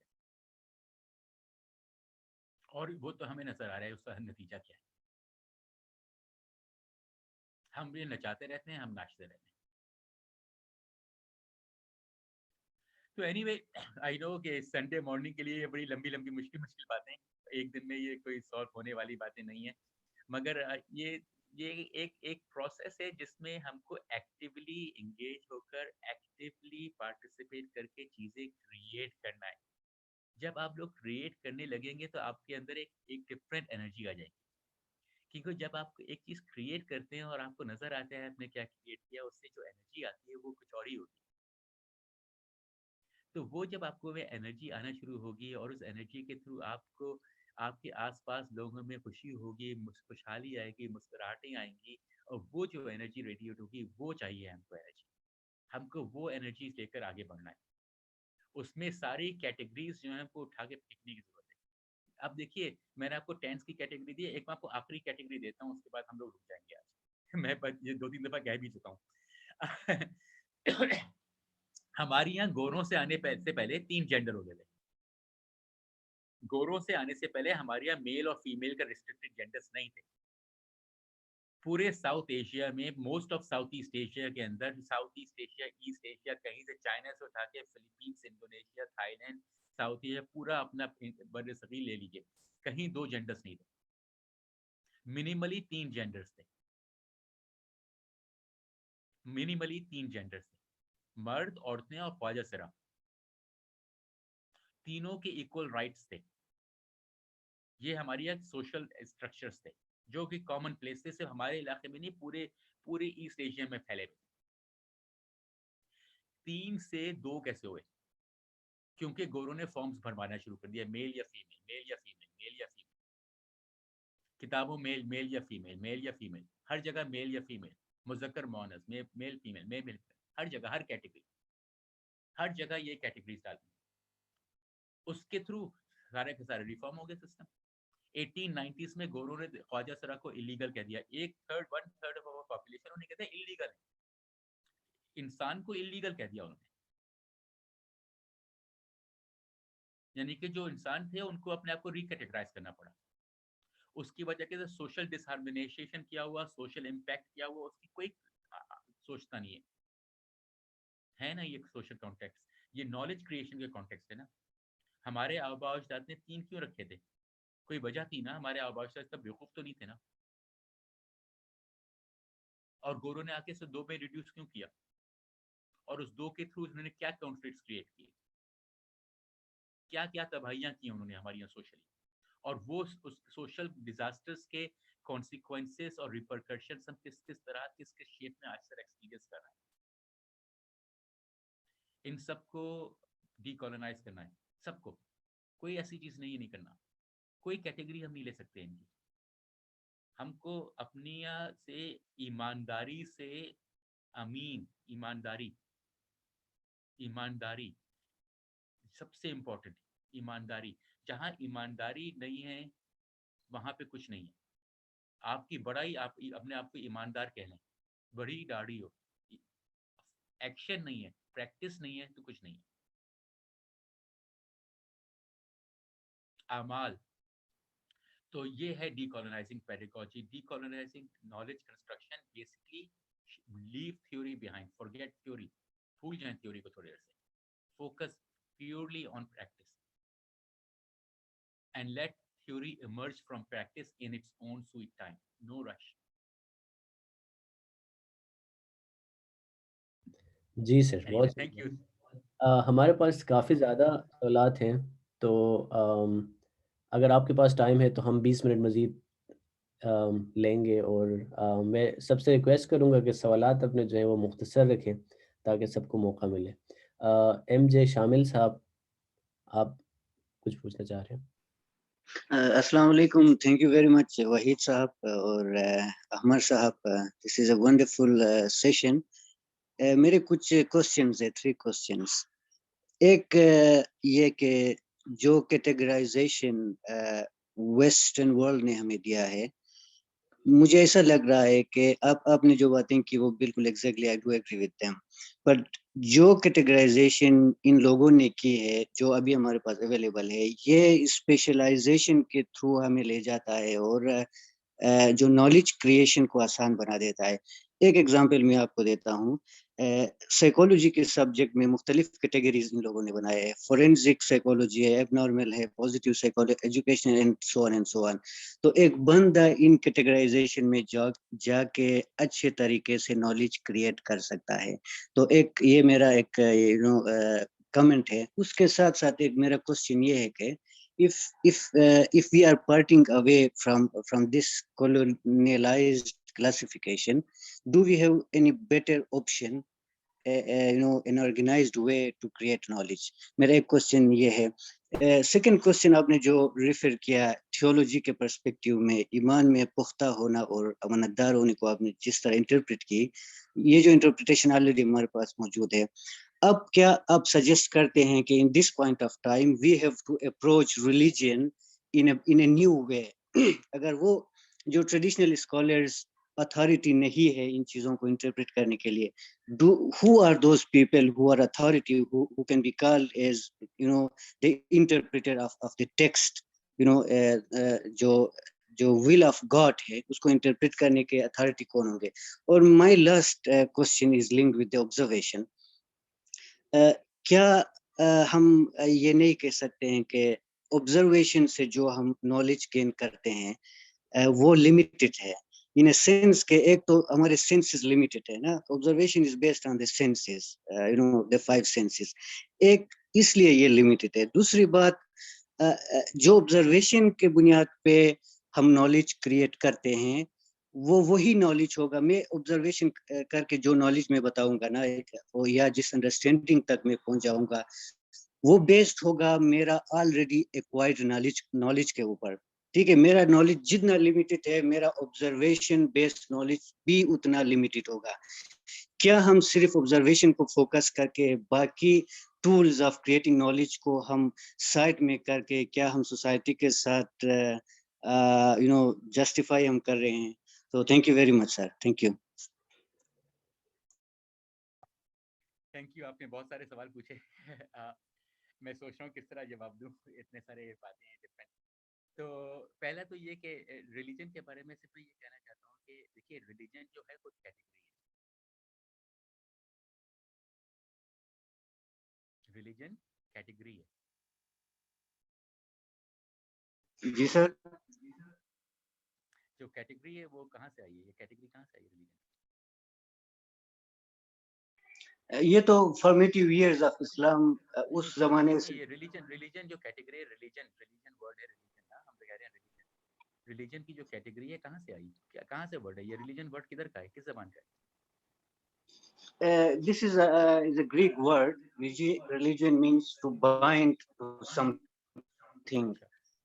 अच्छा, This इसका is from ग्रीक नहीं Greek. है, इसका रूट इसका रूट ग्रीक नहीं है, इसका रूट लैटिन है, रिलीजियो। Latin. इसका Thank you for the correction. हाँ, इसका लैटिन रिलीजन का रूट लैटिन है, ग्रीक नहीं है। और रिलीजन का जो रूट Yeah. वर्ब है ना, वो जो वर्ड है वो एक्शन है, वर्ब है, प्रैक्टिस, वर्ब है, नाउन नहीं है। रिलीजन नाउन नहीं था, रिलीजन नाउन गोरों ने बनाया। लैटिन में वर्ब है, एक्शन है, प्रैक्टिस है, करना, अमल। लैटिन में अमल है। इन्होंने क्या किया, एक्शन को, वर्ब को नॉमिनलाइज करके नाउन बना दिया, एक कैटेगरी क्रिएट कर दी। अब आप इस कैटेगरी के अंदर जब फंस जाएं तो फंस गए, ये कैटेगरी है। रिलीजन कैटेगरी नहीं होता, रिलीजन अमल होता है। अमल, अमल है या नहीं है, ये है। अमल है तो है, नहीं है तो नहीं है। रिलीजन अमल होता है। इन्होंने क्या किया, अमल को इन्होंने कन्वर्ट किया नाउन में, और नाउन रिलीजन क्रिएट किया, और रिलीजन की कैटेगरीज क्रिएट की, सब कैटेगरीज, यानी कि अब्राहमिक रिलीजन्स है ना, एक्स रिलीजन्स, वाई रिलीजन्स, ये कैटेगरीज किधर से आ रही हैं, कहाँ से आई ये कैटेगरीज?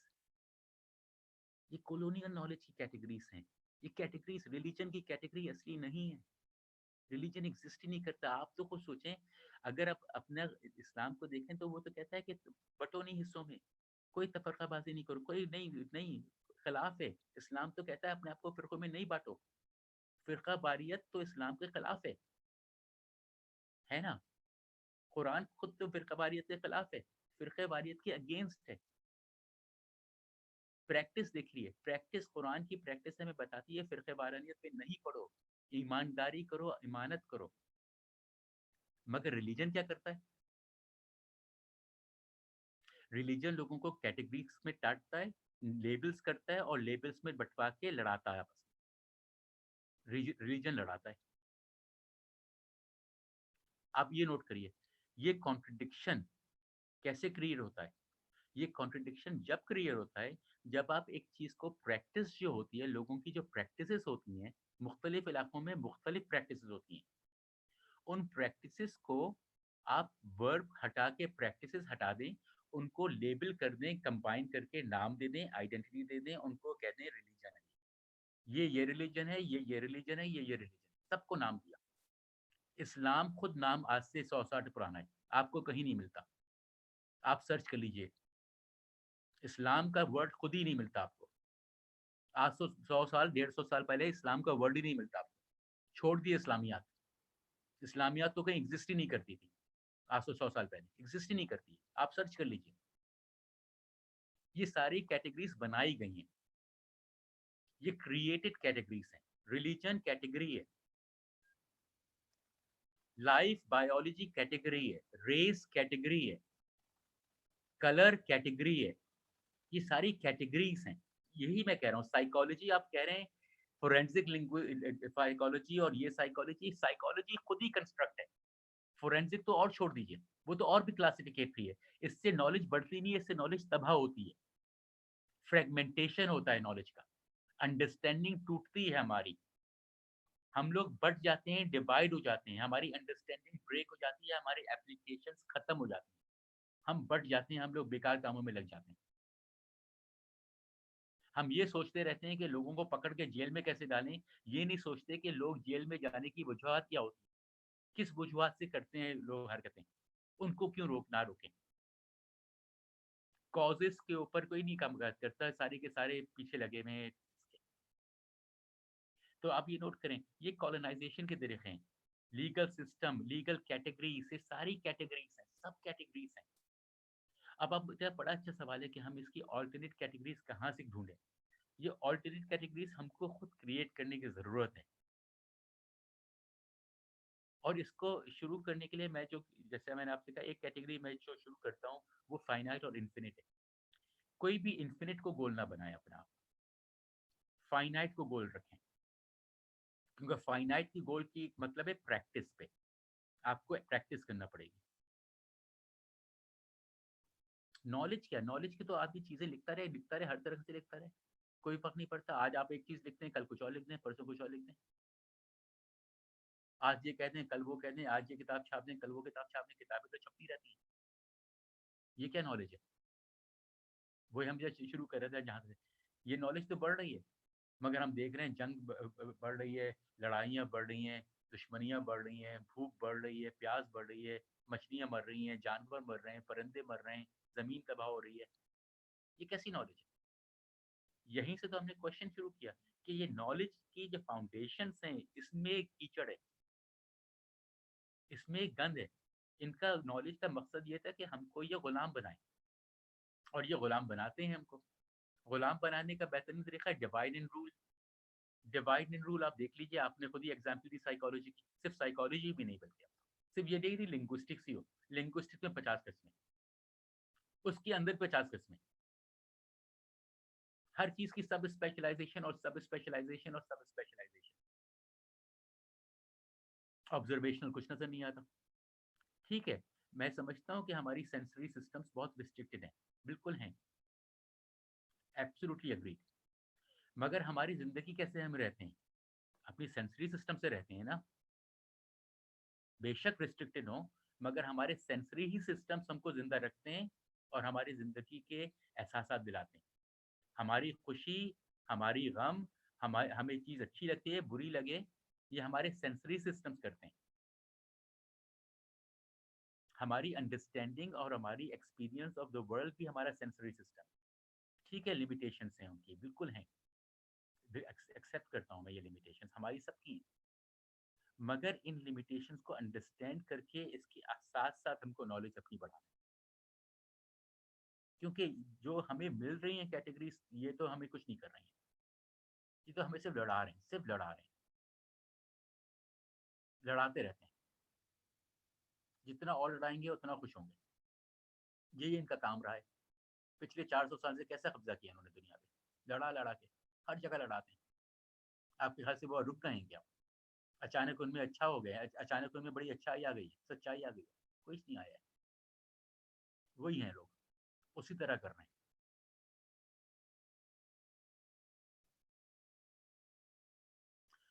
तो ये सारी चीज़ों को देखते हुए फिर हम वापस जाते हैं अपनी नॉलेज प्रोटेक्शन की तरफ। और बेसिक जो मैं कहता हूँ कि सिर्फ आप छोड़ दें थ्योरीज को चर्चे के लिए, सिर्फ प्रैक्टिस पे काम करें। सिर्फ ये कहें कि मुझको और मेरे स्टूडेंट्स को मिलकर चीज़ें बनाना है, रिसोर्सेज क्रिएट करना है, एंटी शुगर, ट्रैफिक को बेहतर करने के लिए, ट्रैफिक की एजुकेशन, हेल्थ केयर एजुकेशन, लोगों की इकोनॉमिक अंडरस्टैंडिंग डेवलप करना है। गोल्स हमारे बिल्कुल फाइनाइट है, हमने अपनी ज़िंदगी और अपनी लोगों के आसपास के लोगों की ज़िंदगी बेहतर करनी है, ये फाइनाइट गोल है, हम हासिल कर सकते हैं। जब एक गोल फाइनाइट होता है तो रिसोर्स इन्फिनिट बन जाती है, नॉलेज आपका रिसोर्स बन जाती है, और नॉलेज तो इन्फिनिट है, जितनी नॉलेज चाहिए आप ले लीजिए। अपना गोल नहीं बनाइएगा नॉलेज को, रिसोर्स लीजिए नॉलेज को। नॉलेज रिसोर्स है, अनलिमिटेड रिसोर्स है आपके पास, जितनी चाहिए हासिल कर लीजिए, मगर ये आपका गोल नहीं है। गोल फाइनाइट है, चीजों को प्रैक्टिकली ऑब्जर्वेशनली क्रिएट करना, यानी कि आप उसे ऑब्जर्वेशनली देख सकें, एक्सपीरियंस कर सकें। अगर आपने ये चीजें क्रिएट करना शुरू करी, तो उन मटेरियल चीजें जो आप जो क्रिएट कर रहे हैं, वो दूसरे लोग देखेंगे, पढ़ेंगे, सुनेंगे, महसूस करेंगे। उनके इंटरेक्शन से, उस चीजों से चीजें चेंज होना शुरू होंगी, क्योंकि हम चीजें बना रहे हैं। अगर हम सिर्फ किताबें लिखते रहें तो कोई नहीं पढ़ता पढ़ता। वो शुरू में हम बात कर रहे थे कि मैं शायरी क्यों लिखता हूँ। मैंने शायरी बहुत जानबूझ से लिखना शुरू की। क्यों? क्योंकि मैं 4 लाइनों में लोगों को वो चीजें सोचने के लिए दे सकता हूँ जो कि मैं 25 पेजेस में लिखता हूँ। 25 पेज लोगों के पास पढ़ने के लिए नहीं है, 4 लाइनें पढ़ लेते हैं, इसलिए लिखता हूँ। क्रिएट करना है, पोइट्री भी क्रिएशन, एक्टिविटी है, क्रिएटिविटी है। चीजें क्रिएट करें। क्रिएट जो करते हैं चीजें, उनको लोग इंगेज करते हैं, क्योंकि वो अब चीज क्रिएट कर दी आपने। जब एक चीज क्रिएट कर दी तो लोग उससे इंगेज करेंगे, जब उससे लोग इंगेज करेंगे तो उसके नताइज भी निकलेंगे, और उसके थ्रू चेंजेस होंगे ओवर टाइम। ठीक है सर, थैंक यू। मुझे लगता है कि हम एक टाइम पे 2-2 सवालात लेते हैं, तो इस तरह से फिर आप उनका कंबाइनली जवाब दे सकेंगे, क्योंकि टाइम कम है हमारे पास। तो मैं गुजारिश करूंगा करीम आप पहले सवाल पूछें, फिर उसके बाद जफ़र साहब अपना सवाल पूछेंगे। जी अस्सलाम वालेकुम। मेरे 2 क्वेश्चंस हैं। पहला क्वेश्चन तो ये है कि जो नॉलेज क्रिएशन की जहाँ तक बात होती है वो जिस तरह फूको भी कहते हैं कि वो पावर के साथ लिंक होती है। तो मुझे ऐसा लगा कि हम शायद थोड़ा-सा माइक्रो लेवल पे चीज़ों को हमने बहुत ज़्यादा डिस्कस करने, मुझे ऐसा लगा, मैं गलत भी हो सकता हूँ। अब हम किसी एक पर्टिकुलर पॉलिटिकल इकोनॉमिक सिस्टम के अंदर रहते हुए जिसके अंदर पावर जो है एक सर्टेन डायरेक्शन में नॉलेज को डिवाइस कर रही होती है या इन्फ्लुएंस कर रही होती है, तो हम अब उस पावर बेसिस को किस तरह से मतलब इन्फ्लुएंस कर सकते हैं अपनी ऑल्टरनेट कोई नॉलेज सिस्टम डिवाइस करने के लिए या क्रिएट करने के लिए। पहला तो क्वेश्चन ये था। दूसरा क्वेश्चन मेरा, जो डॉक्टर साहब ने बात की थी गोल्स को फाइनाइट रखने की, तो इसमें थोड़ा-सा मेरा क्वेश्चन है कि इसकी ये जो हम कहते हैं कि गोल्स आपके फाइनाइट होने चाहिए, तो इसके कॉन्सिक्वेंसेस साइंस के लिए क्या होंगे? मतलब क्योंकि साइंस की जो मोस्ट ऑफ द टाइम उसकी डायरेक्शन फॉरवर्ड लुकिंग होती है, और मोस्ट ऑफ द इन्वेंशंस जो है वो फ्यूचर बेस्ड होती हैं, या उनके आप यूँ कह सकते हैं कि गोल्स इनफाइनाइट होती हैं। तो ये 2 क्वेश्चंस हैं। Thank you very much. बहुत शुक्रिया करीम। और जफ़र साहब अगर आप भी अपना सवाल पूछें पहले।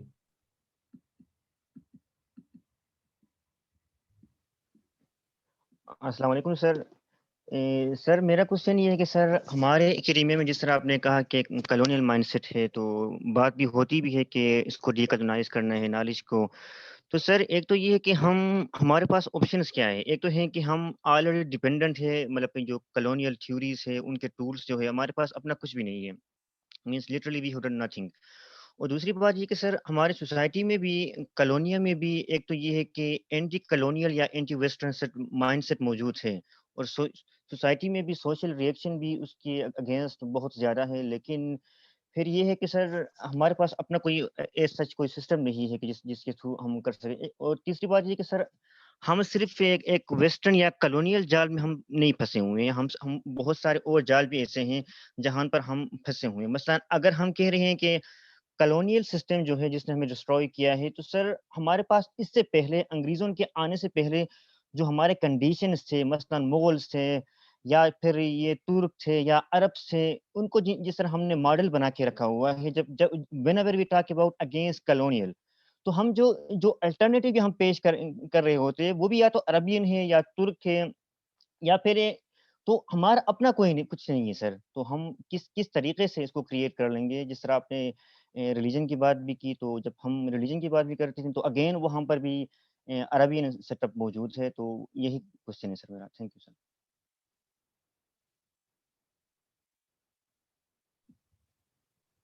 जी सर, अगेन अब थैंक आप यू। बड़े अच्छे सवाल हैं ये, और बड़े गहरे सवाल हैं, खास से अगेन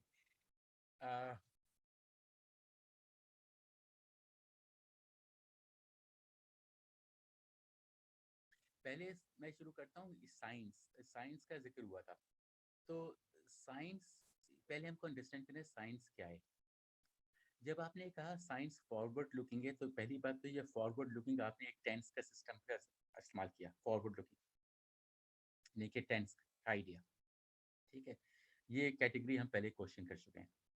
दूसरा ये कि साइंस में आप कह रहे हैं चीज़ें इन्वेंट होती हैं। साइंस चीज़ें इन्वेंट नहीं करता। साइंस सिर्फ क्लासिफाई और कैटेगराइज करती है और कुछ नहीं करती है।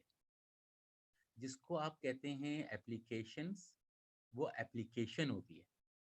जिसको आप कहते हैं मेथडोलॉजी, वो मेथडोलॉजी होती है। जिसको आप कहते हैं इन्वेंशन, वो एप्लीकेशन होती है। फाउंडेशन साइंस, साइंस खुद क्या है? साइंस खुद सिर्फ और सिर्फ क्लासिफिकेशन और कैटेगराइजेशन है और कुछ नहीं है। यही नॉलेज क्रिएशन है।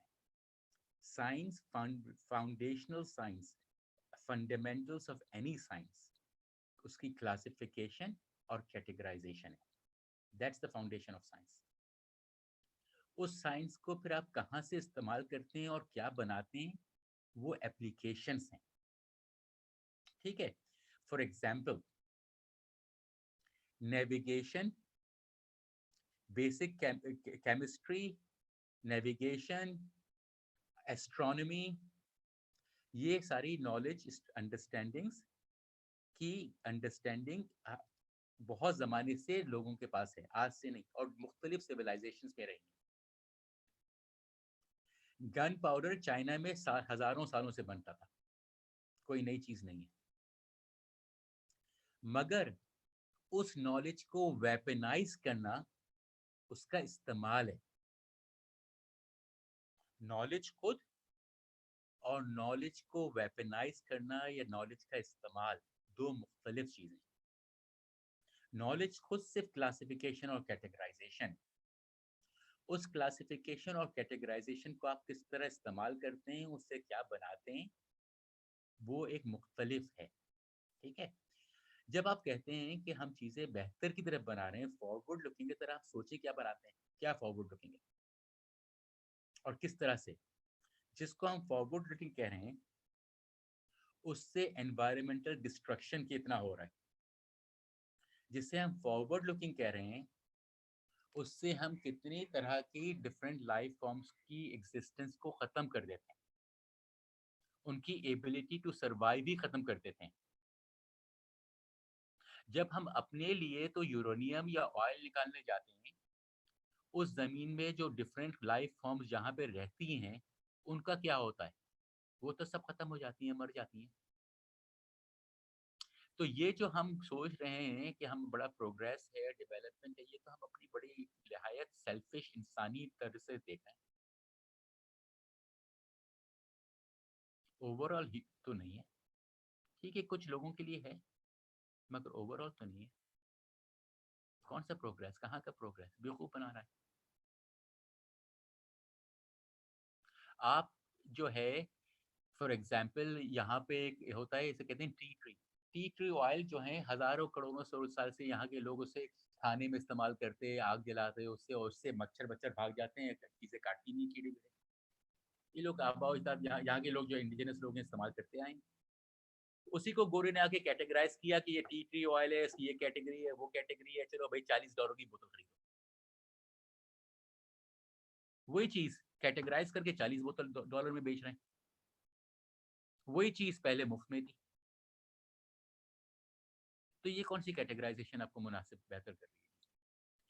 तो ये सोचना, ये क्योंकि हम इस ट्रैप में हैं, और ऑब्वियसली आई अंडरस्टैंड हम लोग सब फंसे हुए हैं इसमें, और आपकी बात बिल्कुल सही है कि हमारे पास ऑल्टरनेटिव्स नहीं है। हमारे ऑल्टरनेटिव सारे तबाह कर दिए, कॉन्शियसली तबाह किए गए, डिस्ट्रॉयड, टोटली डिस्ट्रक्टेड, मिलते ही नहीं है, सोर्सेस ही नहीं है, खत्म हो गई है। अग्रीड। उसका जवाब reinvent, we have to go back to square zero, start again। ईमानदारी, सच्चाई और अच्छी नीयत से काम शुरू करें दोबारा। ठीक है, नुकसान तो हुआ है, नजर आ रहा है, हम सब ने उठाया है, हो गया नुकसान। तो अब इस नुकसान को रोक कर आगे बढ़ना है। हो गया जो नुकसान हो गया, तो अब हमको ऑल्टरनेट्स खुद क्रिएट करना है। ऐसा नहीं होगा कि एक दिन में ऑल्टरनेट क्रिएट हो जाएगा, ऐसा नहीं होगा कि मेरा सही होगा और आपका सही नहीं होगा। नहीं, over a period of time हम लोग जब आपस में मिलकर काम करेंगे, सीखेंगे, एक्सपीरियंस से आहिस्ता आहिस्ता आहिस्ता होगा। मगर हो सकता है, और ऐसा ही होता है, नॉलेज कंस्ट्रक्शन के यही उसूल है। जब आप चीज़ काम करते हैं, जब उस चीज़ों को करते हैं, उन चीज़ों को करके उनको एब्स्ट्रैक्ट करके उनसे चीज़ें सीखते हैं, उन चीज़ों को सीख कर फिर आगे फैलाते हैं, आगे बढ़ते हैं। यही है नॉलेज कंस्ट्रक्शन। और हमको ये अपने काम के लिए, अपने मकासद के लिए खुद से करने की ज़रूरत है, अपने लिए। ठीक है, नहीं है हमारे पास ऑल्टरनेटिव, आप सही कह रहे हैं, तो क्रिएट करते हैं हम लोग मिलकर। यही तो काम है हमारा, क्रिएट करना। जब हम एकेडमिक्स हैं, इंटेलेक्चुअल्स हैं, तो फिर ये काम हमारे ऊपर पड़ता है, ये हमारी जिम्मेदारी है। और अगेन ये सब चीज़ें ओवर टाइम बढ़ेंगी, डेवलप होंगी, इवॉल्व होंगी। चलिए, खासी लंबी बात हो गई, ऑलमोस्ट 2 घंटे। थैंक यू सो मच आप लोगों का, सबका, आप लोगों ने इतना टाइम दिया, इतना वक्त मेरे साथ, और अपना टाइम निकाला आप लोगों ने। चलें sir, thank you Sunday so की मच। दोपहर है। आई एम श्योर कि काफ़ी दूसरे सवालात भी हैं लोगों के, लेकिन चूँकि टाइम ऑलरेडी ज़्यादा हो गया, तो उनसे माज़रत करते हैं कि आपके सवालात आज नहीं ले सके। लेकिन डॉक्टर अहमद साहब सोशल मीडिया पे मौजूद होते हैं, आप उनसे रब्ता कर सकते हैं और वहाँ पे आप अपने सवालात आई एम श्योर कि सर माइंड नहीं करेंगे, या फिर ईमेल कर सकते हैं सर को, वो हम जो है ना ग्रुप पे शेयर करेंगे ईमेल एड्रेस भी। तो ये गुफ्तगू यहाँ से शुरू हुई है, तो इंशाल्लाह इस गुफ्तगू को हम जारी रखेंगे, और उम्मीद है कि अहमद साहब मुस्तकबिल में भी इस तरह हमसे गुफ्तगू में शरीक रहेंगे। और जो हमने ये प्लेटफॉर्म बनाया है, उसका आपने बहुत अच्छी तरह से एक अक्कासी की है कि हम भी चाह रहे हैं कि कोई अल्टरनेटिव एक स्पेस प्रोवाइड करें, जिसमें हम देखें कि किस तरह से मतलब इस तरह के जो डिस्कोर्स हैं उनको हमें जो सामने लाने का मौका मिले, और फिर प्रैक्टिकल एस्पेक्ट पे हम उसको किस तरह से एंटरटेन कर सकते हैं। तो एक दफ़ा फिर मैं सबकी तरफ से डॉक्टर अहमद साहब का बहुत बहुत शुक्रिया अदा करता हूँ कि उन्होंने टाइम निकाला और हमें काफ़ी अच्छी अच्छी बातें बताई और काफ़ी चैलेंजिंग सिचुएशंस में डाल दिया हमें। तो hopefully everybody takes away something from here, और उम्मीद है कि इस तरह की जो हमारी गुफ्तगू है वो मुस्तकबिल में भी जारी रहेगी। तो thank you so much sir एक दफ़ा फिर, और तमाम thank you so much everybody. Participants हैं, आप सबका बहुत शुक्रिया। हम हर संडे 8 PM हमारी इस तरह के ये जो महरका है ये जारी रहता है। तो अगर आप अक्सर हमारा जो है अखबार में होते हैं, लेकिन जब उर्दू में होता है हम उनको पब्लिकली एडवर्टाइज़ करते हैं, तो प्लीज़ डू पार्टिसिपेट, और उम्मीद है आपसे जो है दोबारा मुलाकात होगी। Thank you so much. Thank you so much, thank you everybody, शुक्रिया बहुत बहुत। बहुत शुक्रिया।